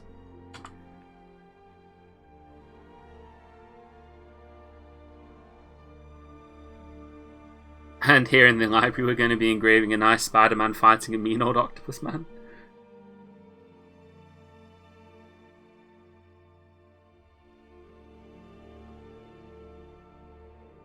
Okay, and what I want to do is I want to channel the center square in this here. Oh, actually, no, this is a bad place for the hospital. Actually, is it?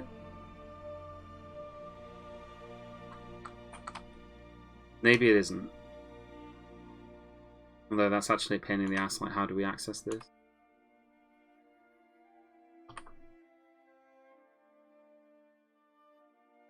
Oh, actually, no, there's a different way that we could do that. Yeah, we could have it like that.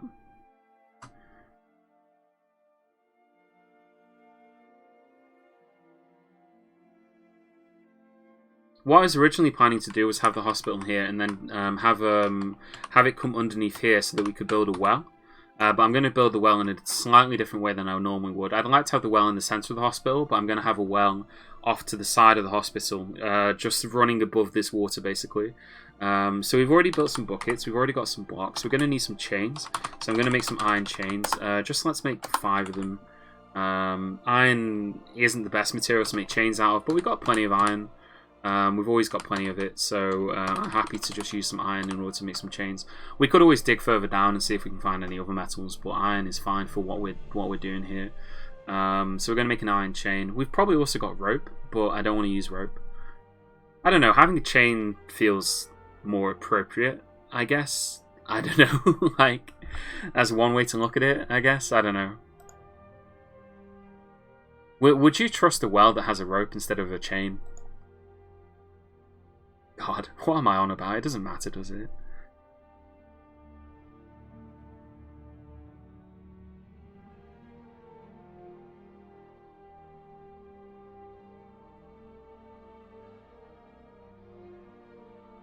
A well with a rope, yeah, instead of a chain.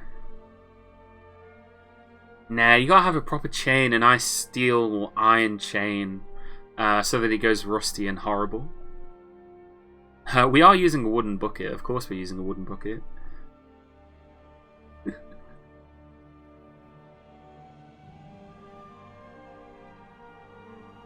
Water is an elvish drink anyway. I mean, we shouldn't really be drinking water. We just need it for people who are incapacitated. And who are unfortunately not in a fit state to be drinking alcohol.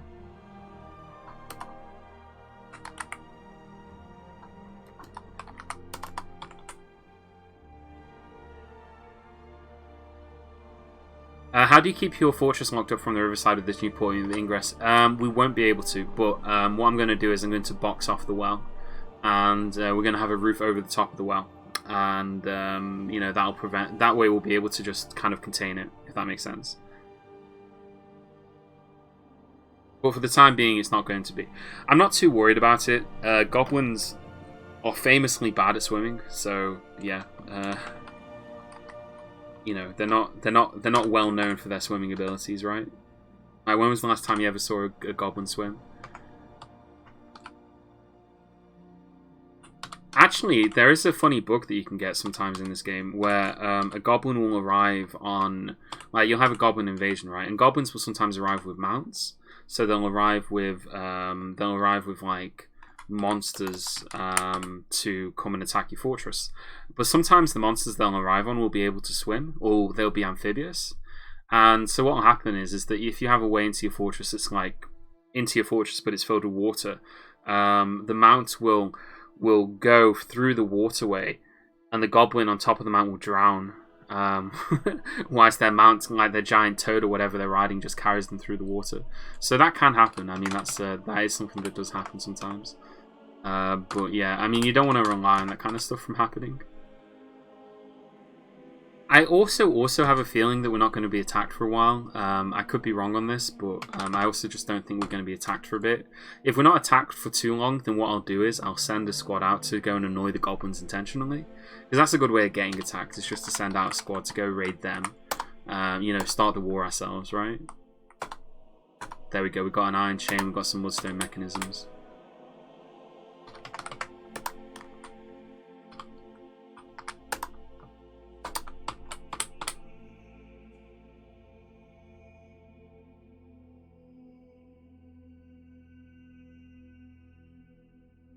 Wouldn't a swimming building destroyer be an issue? Possibly, but there's other precautions we can take to prevent that. The other thing that I'll do is I will build bridges on the entrance to the inside of the hospital. But the chances of that occurring are very limited. Very, very slim. But what we can do is we could build a bridge here, for example. We could just build a bridge here. Very simple, small bridge, and then we just got a well access bridge here, and you know, that prevents anybody from coming in or out of the fortress if we close this off. Building destroyers can't destroy bridges, so that's the other way that we can protect it. You know, we can take those kind of precautions, but you know, that's something that we'll do further down the line. What we need to do actually is make some bauxite blocks, because we're out of blocks again. So blocks. Let's just make, I don't know, 30, 40, 40. 40 times 4 is 120. So we'll be making 120 blocks out of... Oh, in fact, we ran out of bauxite, it seems. So we're going to have to go mine some more bauxite. Not sure where we're going to mine it, but we do need to mine some more. Possibly on this level, because we do need to build... What I'm going to do is I'm just going to dig out a corridor in this direction, and you know, that'll be a place where we can mine out some more bauxite for us to use for various things.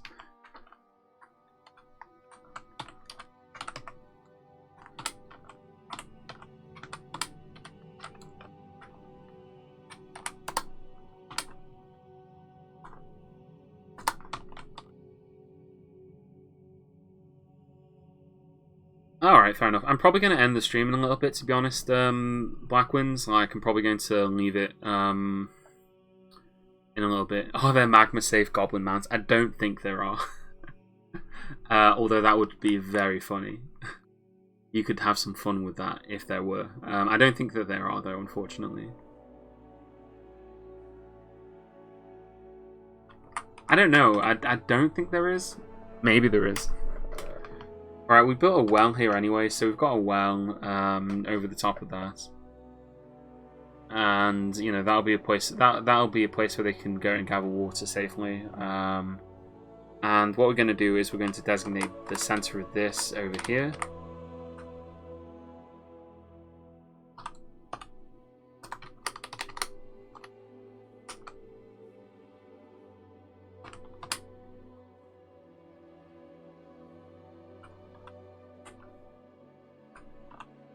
Actually,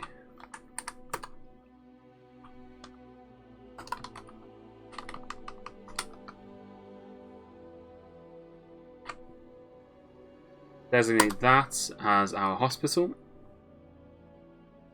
Set hospital information. Yeah, obviously we don't have anything that we need in it, but we have a well at the very least. And we're going to need some traction benches, and we're going to need some tables. We should have some spare tables, so we'll put some tables in the corners here, and here. We're going to need some beds as well. Beds there, beds there.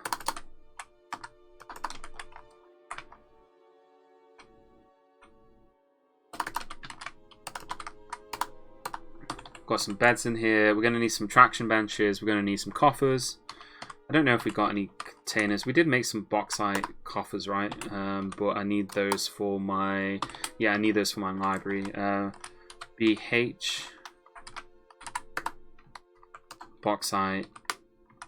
And then bauxite. I'm going to make some mudstone coffers as well. Rock coffers. Let's just make, I don't know, 2 of those. And details. Make these ones out of mudstone, because we've got loads of mudstone. Just use that. Crispy goblins. I mean, we can always just dump lava on goblins directly. There's no need to use workarounds, like trying to get them to go through it themselves. We'll just dump it on top of them and see how that goes. That's entirely possible for us to do. We don't need to do anything too fancy. Just dump the lava straight on top of the goblin. It's a surefire method of getting crispy goblins. Toast them however you fancy, you know. Okay, anyway, now that we've done that, before I forget, because I did say I'm probably going to end the stream soon, what I'm going to do is we're going to build the library here. So what we want to do is we want to designate another zone here, and it's a flow zone, so we just designate it like that. And this is going to be our library, so we want this to be a meeting area, assign location, add location, library, and it's called the Sanctuary of Winding, apparently.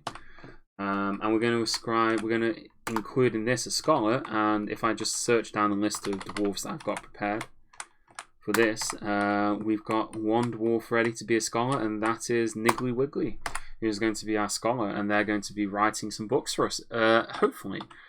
But you saw here that I put 2... I'm going to share a trick with you about libraries. One of the greatest difficulties with getting dwarves to actually write books is that even if you appoint dwarves as scholars, they will often not actually they'll often not actually do anything. So what we're going to do is we're going to use these levers in order to force our dwarf to stay in here. So we just set a work order here, and we just set this to be pull the lever all the time, and we set this one to be the same, and then we set a workshop profile, a work order that says that the only person who's allowed to pull this lever is going to be Niggly. Niggly's the only person who's allowed to pull this lever. It's the special lever that only Niggly's allowed to pull. And same on this one down here. And then that'll keep Niggly in the library a lot more often. Yeah, Niggly knows about the trick. They just said it in the chat. It's that exact one. And so you can see here Niggly's gone into the library, and then they'll go and pull the lever a lot. Also, one of our dwarves has claimed a Craft Dwarf Workshop, so he's going to make us an artifact. Let's see what this artifact is before we finish. We can, we'll see what the artifact is. Did we ever make the iron pedestal? Yeah, we did. Okay, cool. We can put the iron pedestal somewhere then. I was going to put it in here originally, so let's put that there. So that's Alt, and then it's F, capital F for that. Yeah, we'll put that there, iron pedestal, and then we'll put one of our artifacts on it.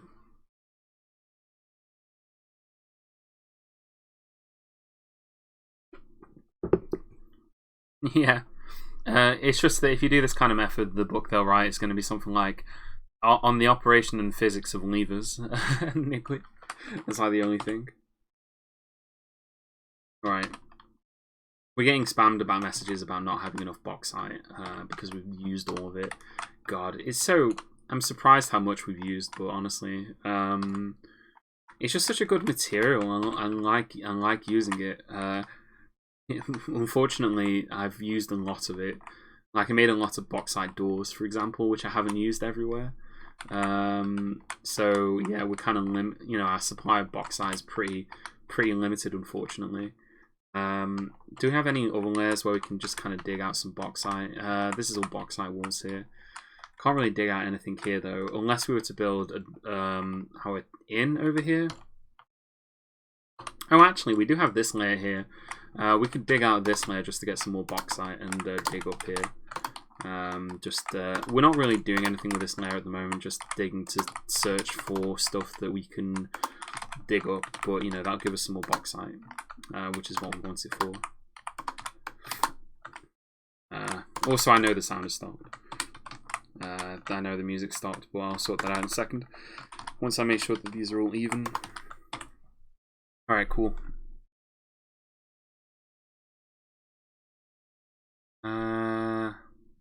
Fallout New Vegas soundtrack. I think that'd get me copyright struck if I did put it on YouTube, so I would prefer not to, but I don't know. Go with the Stronghold soundtrack, that's a good one.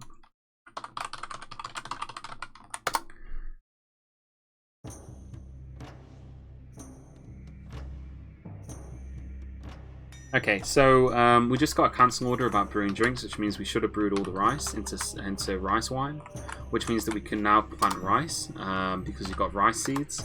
So we're going to plant rice year round, and we're now going to tell our dwarves that they're allowed to brew with everything other than just rice. So yeah, you're allowed to brew. I don't want you to brew. Don't brew plump helmets though. Brew everything else. Don't cook that. Brew that.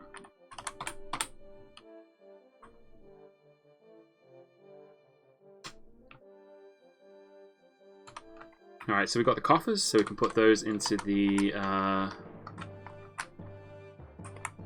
we can put the coffers in here. And that's where they're going to put the thread. You know, they'll put all the hospital supplies in here. Yeah, I think if I press, there should be a way for me to do that. I'm not exactly sure how to do it. Let me just check on something in the dashboard. I think it's in the dashboard. Because you have to like manually approve these custom ones, right? So I press in here, and then I press for not preferences. Sorry, I can't remember how to do this. Community channel points. There we go. Manage rewards. Review request queue. God, there's been 11 dwarf name requests that I just haven't completed. So it was that one, yeah. So if I press reject, I'm pretty sure that you get your points back.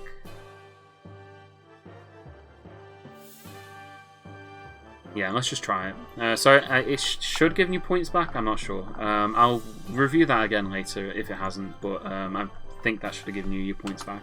It might not happen immediately either.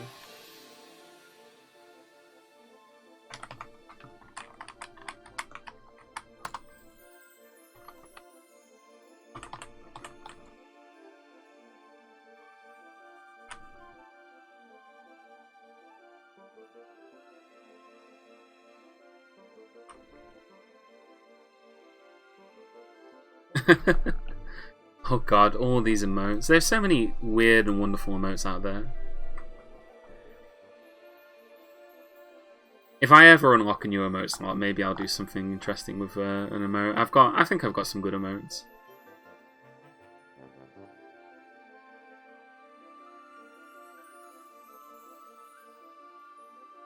They're probably going to add a new way for you. They're always adding ways for you to give people emotes and stuff. Like they recently added the bit emotes, and they've done all these other kinds of emotes.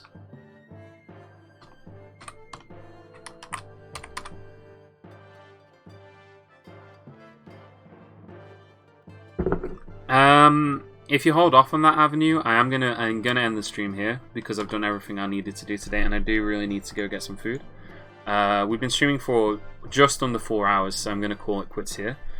But yeah, I hope you've enjoyed it, and I hope you've had you've enjoyed the stream, and it's been fun playing this game. I love playing this game so much. Honestly, it's I really do enjoy this game a lot. So I'm just going to save the game here, and we'll come back to it another day. I don't know if we'll do it tomorrow. I did say that I would stream Imperator Rome, right? Does anybody remember that game? I said I would stream Imperator Rome, and I originally played it when it came out. I was lucky enough to get a free copy of the game, so I was thinking that we would stream it and have a look and see, whether it's improved, because apparently it's a lot better. That's what I've heard. I've heard from a lot of people say Imperator Rome's a lot better than it used to be. So if I'm streaming tomorrow, it'll probably be Imperator Rome.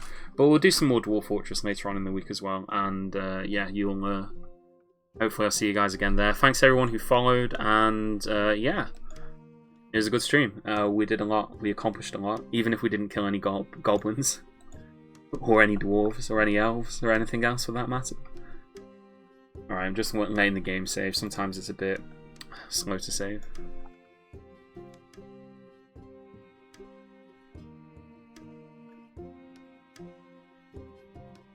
I'm going to leave it to save in the background, but yeah, I'll end the stream. I'm going to see if there's anybody that I can raid. Maybe there's somebody out there who I can... Worm, if you're still here, thanks for donating on Patreon.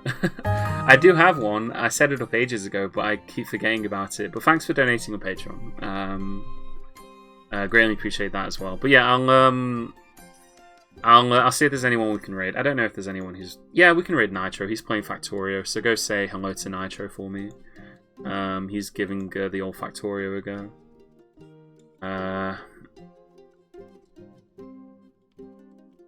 Yeah, we'll just let me do... I can never remember how to spell his name correctly. So it takes me ages to find his name in the list of names.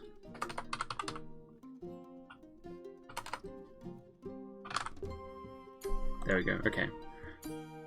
Yeah, he's playing Factorio. Go say hello to him, and I'm gonna go make some food. And thanks everybody. Thanks again for watching.